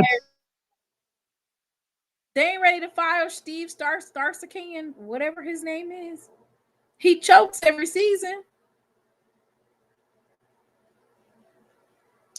Sarkisian, no, they can get in that playoffs. Are they going to be in the playoffs? Well, that's what they're hoping for because they've lost, what, 2 games or 3 games? How many games have they lost? They weren't going, that they weren't going to make it because they lost. Or did they win? Well, I know one school, all of them won't in there, and they done lost some games too, is Notre Dame. They act like Notre Dame is undefeated and they want them in it regardless. They just think that nothing will be great unless Notre Dame is in it. They said, "Oh, Miss not going. They're not gonna be able to go. Even if I don't even know if they were even invited to go, but that the head coach leaving is a big enough reason to exclude them." It But said, I thought you said they were. What was their record? What was Ole Miss's record? 11-1. I thought. How you gonna leave an 11-1 team at home? Because of the strength of schedule. Oh, okay. That's why he left Ole Miss, because he realized, kind of like Florida State. You remember when Florida State went undefeated? Yeah. They lost their quarterback. They lost the quarterback and they said, "Oh no, you guys can't participate." I would have been pissed. Florida State ain't been right since. No. And let me tell you something. As long as Norvell is down there, they're not going to be right. And as long as Cozy is at Florida A&M, they're going to be the laughing stock of the SWAC. You're going to hear nothing but FAMU jokes. And some of them teams going to invite them for their homecoming. As long as Cozy is the head coach at Florida A&M. I thought that maybe they were just waiting to see how Quinn Gray does in the playoffs. Yeah, he's got Newberry College Saturday in Albany. Yeah, he's got Newberry College. Should be ESPN Plus, right? Yeah, so so I remember you were talking about that he hasn't won a tournament he hasn't won a championship. Well, now he's won a championship, right? Yeah. Mm-hmm. Championship caliber coach. Yeah. That, FAMU background, that's what they're looking for. But with the current climate of the administration and this new Florida State AD, do you think that they would listen and hire him? And not just hire him, it's more than just hiring him. You have to hire him and get him in there so that he can get these young men into his school by January. Yeah, that's true. That's true. Otherwise, you're gonna piss away a season, and they don't let you do that. You can't piss No. away a season. You're supposed to make water into wine. One thing I like about Southern is they went ahead and named the coach. Oh, You yeah. know, they're getting done. Recruiting should start immediately. Folks in the transfer portal will start immediately, and he needs to go.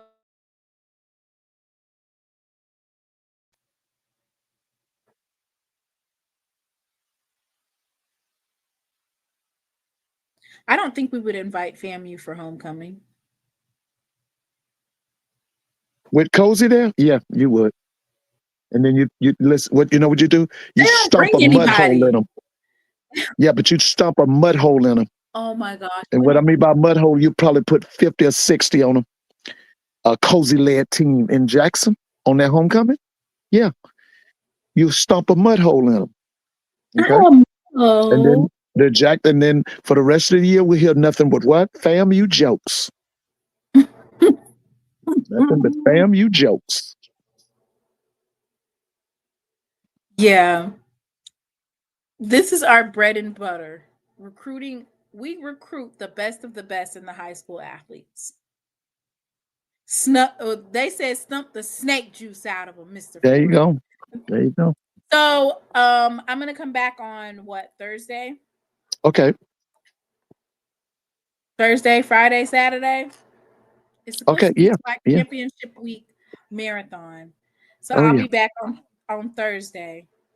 Okay, Mr. Ford? Uh-huh. We should schedule teams from the West for homecoming. Hey, UAPB. We had them for our homecoming one year. Knock the Well, I like it when you like. I thought that your homecoming this year. You talk about Alabama State. Yeah, I thought it was the premier homecoming. It was the most exciting homecoming game of the year. That was a championship game for your homecoming. Well, I know I'm gonna be honest with you. We got to be in Montgomery next year. You think they'll make you their homecoming? They wouldn't. One time they had FAMU for their homecoming, and they drew like 33,000 or something, or 34,000. They wouldn't dare schedule us for their homecoming. I thought they did. Wait a minute. Wait, let me ask you this. Remember Shadura's year when he was a quarterback and they had the incident between Coach Eddie Robinson and Dion where he pushed Dion? Yes. Wasn't that their homecoming? Yes, it was. And it was a mess. Yeah. And that was like, what, 32,000 at that stadium? It was packed. Yeah.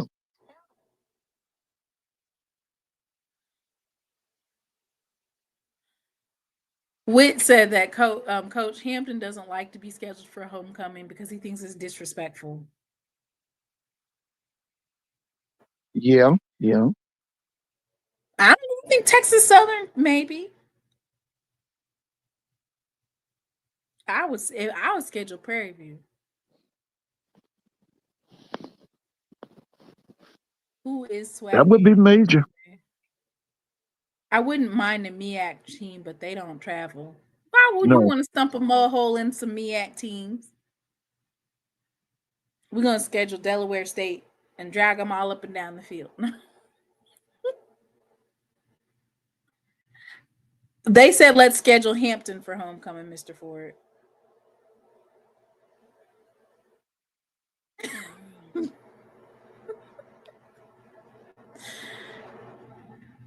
Oh, who do you want for that Hampton job? Johnson C. Smith? I'm hearing the guy from we talking about Maurice Flowers?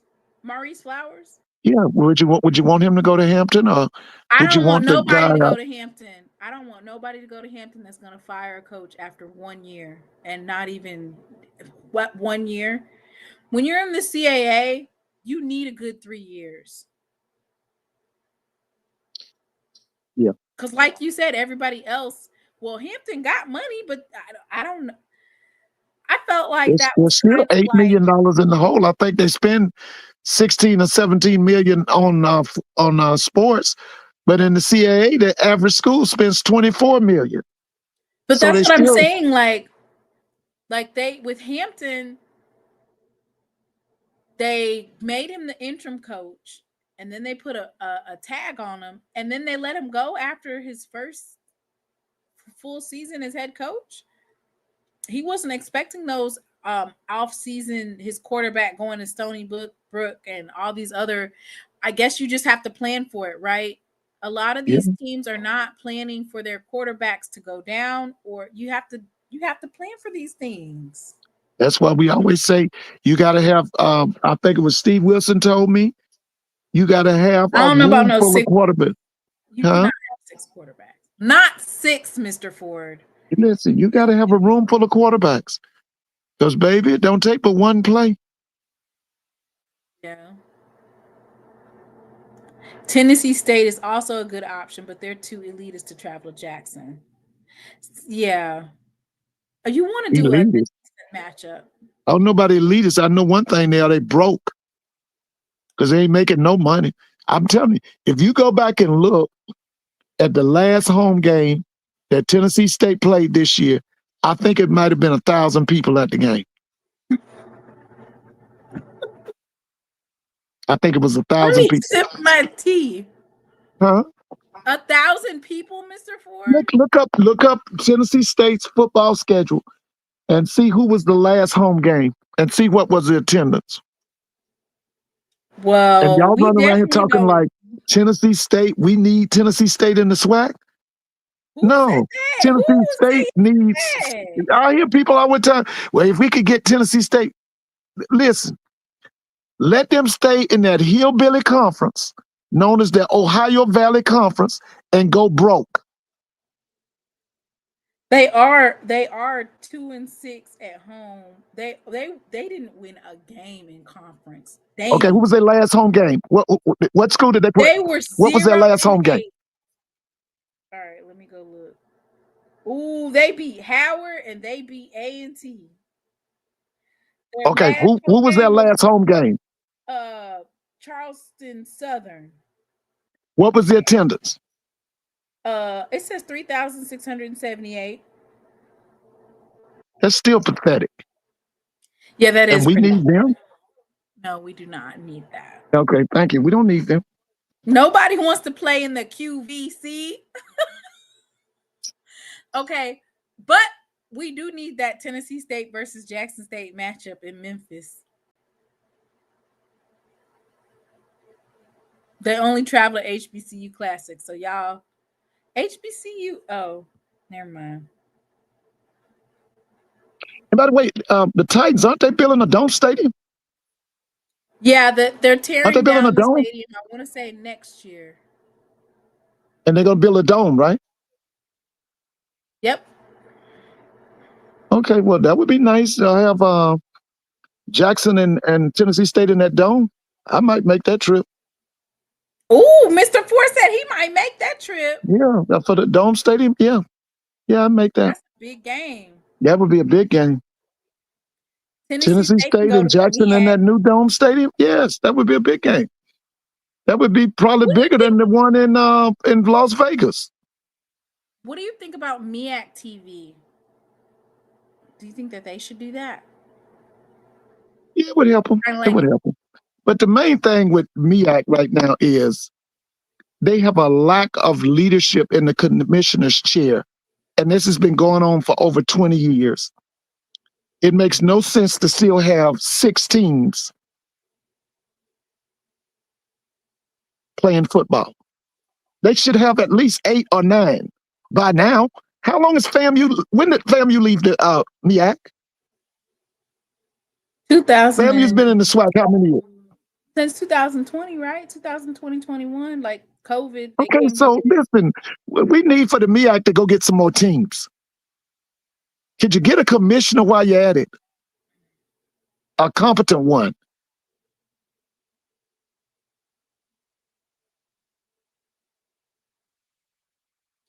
Oh, they said the SWAC is the bigger brand, so maybe they should be humble and take notes.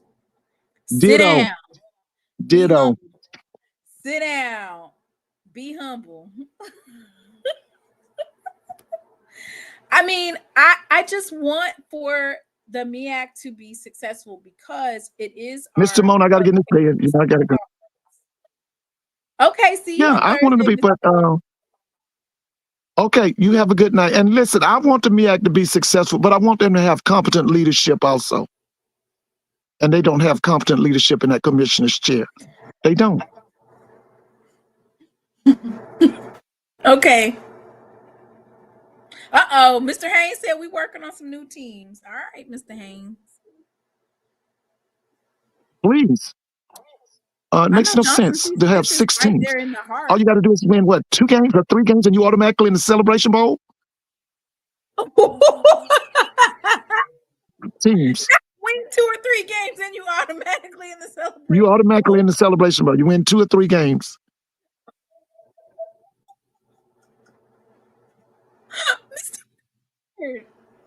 It's 5 games. Is it 5 games? Yeah, they got 6 teams. You got to beat 5 folks, I think. Oh, okay. South Carolina State, they beat Howard, they beat Delaware State, they beat Morgan State, they beat North Carolina Central, and they beat Norfolk. Okay. So what were they, 5-0 in the MEAC, right? They were undefeated in the MEAC. Then they get 3 weeks off before the Celebration Bowl. Yeah, that's right. Well, they Because better the SWAC, because the SWAC play a championship game. You know what? They called the Delaware State versus the South Carolina State the de facto. It just so happened to fall like that. The de facto MEAC championship. Okay. And it was a good game. I watched it. It was a good game. I enjoyed it.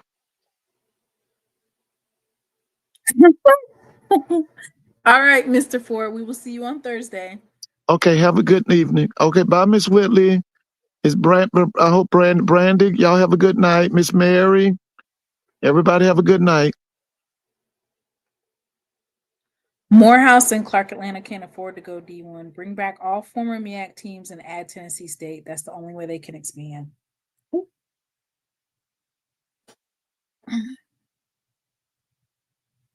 Also, Virginia Lynchburg and Chicago State join the MEAC. Virginia Lynchburg should not join the MEAC. Absolutely not. I still think that I'm hoping that them people in Greensboro, North Carolina will come to their senses, which I don't know, because you got people that's, I listen to Dave Nim talk, and sometimes I think Dave Nim is on drugs. I really do. What? I do, because they, like you always say, they delusional. And I think it's because of something they taken. Okay, and I feel the same way about them Hampton folks. I just let Dave rock. I mean, when Dave said that the Aggies would be in the top 5 in the SWAC right now if they were in our conference in 2025, I was like, you know what? And they got beat by 60. Listen, was it Elon that put 60 on them? Did you look at the schedule? Was it Elon? It was so bad. They had a couple of people put 60 on them. I know. Trey Oliver put 60 on them. South Carolina State took their homecoming. Just like the bully take the child's lunch money. That's what South Carolina State did to their homecoming. Just went up there from Elon put 55 on them. Okay, Elon put 55. Now, what is Elon known for? Towson put 62 on them. Did they play Villanova?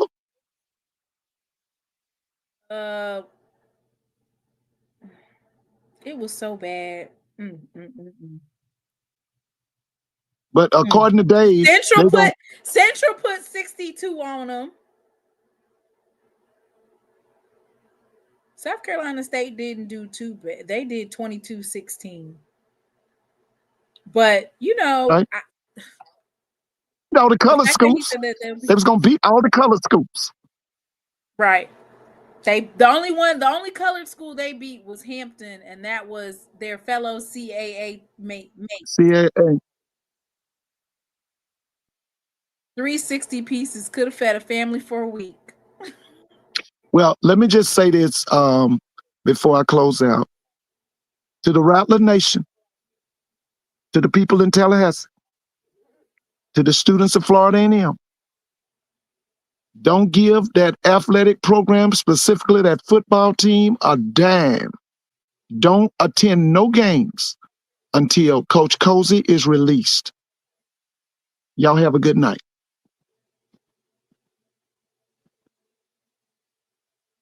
You heard Mr. Ford. He said they're on strike.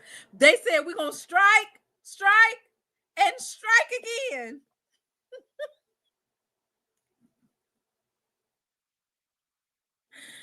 Oh, my goodness. Oh, Lord.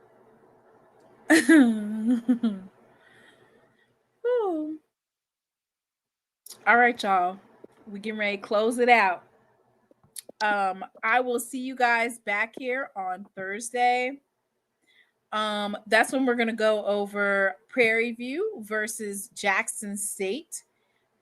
We will look at Jackson State's defense versus Prairie View's offense, and then, of course, Prairie View's defense versus Jackson State's offense.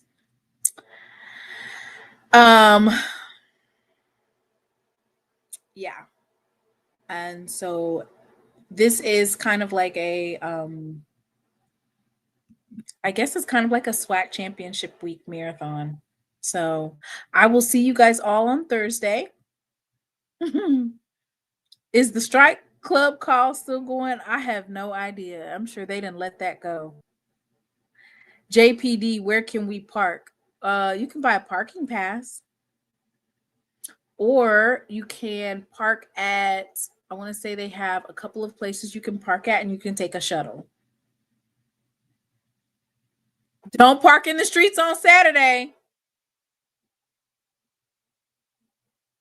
Mr. Haynes, he wants y'all to know that the Bulldogs, how about them Bulldogs? Well, you heard Mr. Ford. He said that you only have to win 2 or 3 games, and then you're in the Celebration Bowl.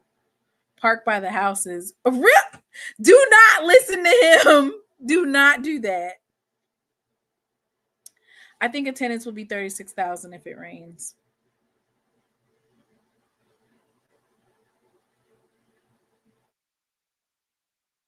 I don't know, Mr. Moore. I do know that we do have free shuttles that are available. Like you park. Let me look it up so I can get it for y'all. I don't want to give you any false information, so I'm going to look it up. I want to say Quay has the information on that.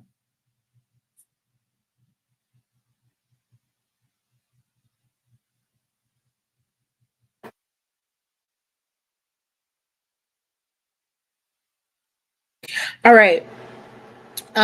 So the shuttle runs from Smith Wills Stadium, which is 1200 Lakeland Drive. Parking is $25 per vehicle, credit or debit card only, and the fee includes a round trip service to the vet.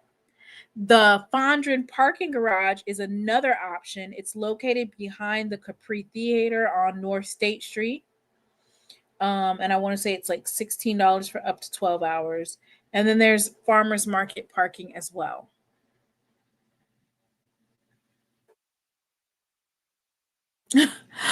Jay, why are you trying to be funny? No, please don't go eat at the Subway on Medgar Evers. Wait, Seb was here. He claimed all that stuff. Man, you better go get you a Stamps burger. Go to Boston Fish Supreme. What else they got? Boston Fish Supreme, Valley Street Fish House. Yeah. How JSU Bengal not playing in FCS playoffs instead of title game? Huh? I don't know what that means. Anyway, Subway is not good. Why would you give him that?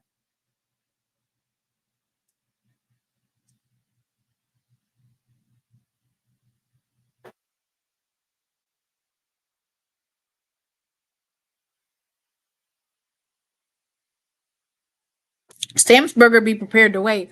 Well, if he get there tomorrow, he could probably get a Stamps burger early. Now, if you're doing it this weekend, then yeah, you'll probably have to wait. But if he does it Last year, they said the same day as tickets were released that all parking was sold out on the lots, and no one ever responded to how long shuttles would run. I didn't want to get stuck at stadium. Oh, okay. The shuttles will run. I'll have that information for you on Thursday, Edwin. The shuttles usually run until like 10 p.m. though.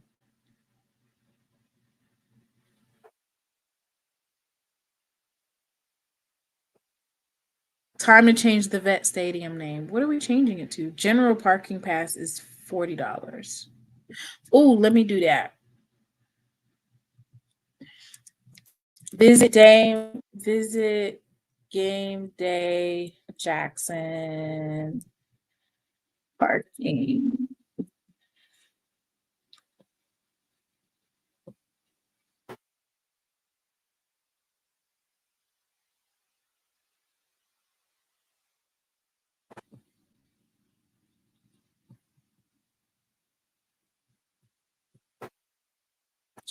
He said, I'm not trying to get stuck. Okay.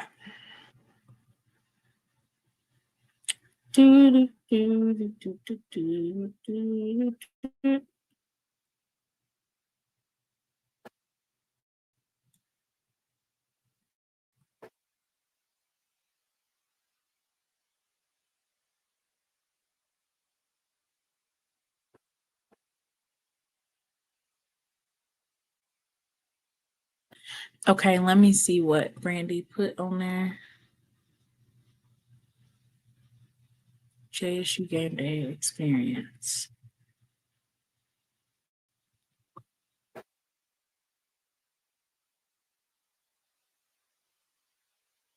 Okay, here it is right here. Your guide, and we can go through it, and then I will do the same for the rest of the next 2 days. It says your guide to the SWAC Championship in Jackson.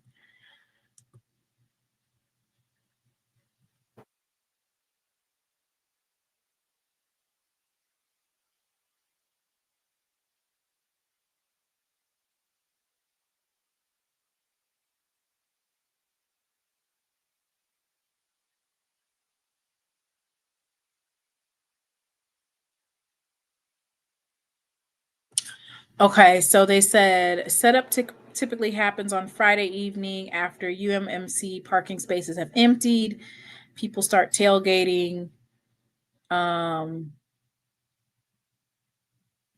So here it is right here. It says on December 6th, shuttles will run on December 6th from 10 a.m. to 6 p.m. The shuttle runs from Smith Wills Stadium. Parking is $25 per vehicle. The Fondren parking garage is another option, which I already read. And then Farmers Market parking, West Street at Woodrow Wilson, $152 to $270. And I think that's like for parking, like if you're parking your RV or something.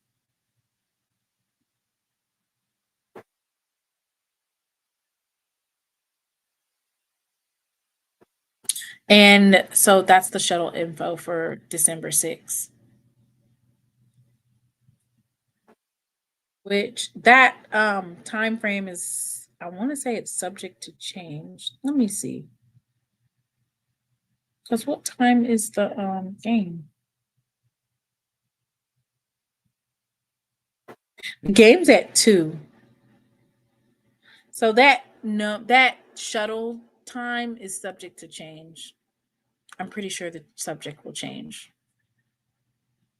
Subject right now it says 10 a.m. to 6 p.m., but I'm pretty sure it's not going to be like that. Miss Wachelle says that she's taken the shuttle in the past. The last bus leaves at least an hour after the game. No one has ever gotten left or stranded. Oh, the game's at 1? Wait. Oh, okay. I'm looking at it from my lens. So game is at 1 p.m. 2 Eastern time. So yeah, leaving at 6 the game should be over at like 4:30. So that should be a good time.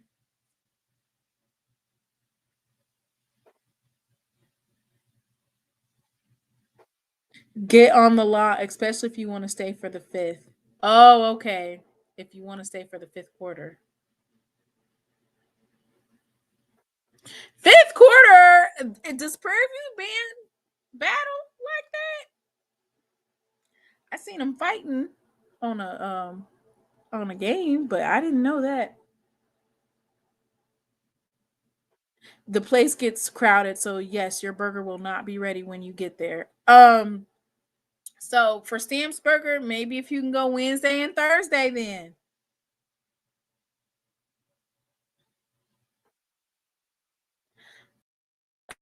They have Johnny T's. They have this really nice rooftop restaurant as well in Jackson. They have a lot of nice restaurants that you can go to with some good food.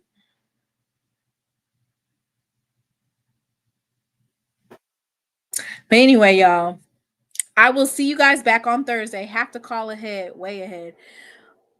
It's going to be too cold for the 5th quarter. Y'all can have that.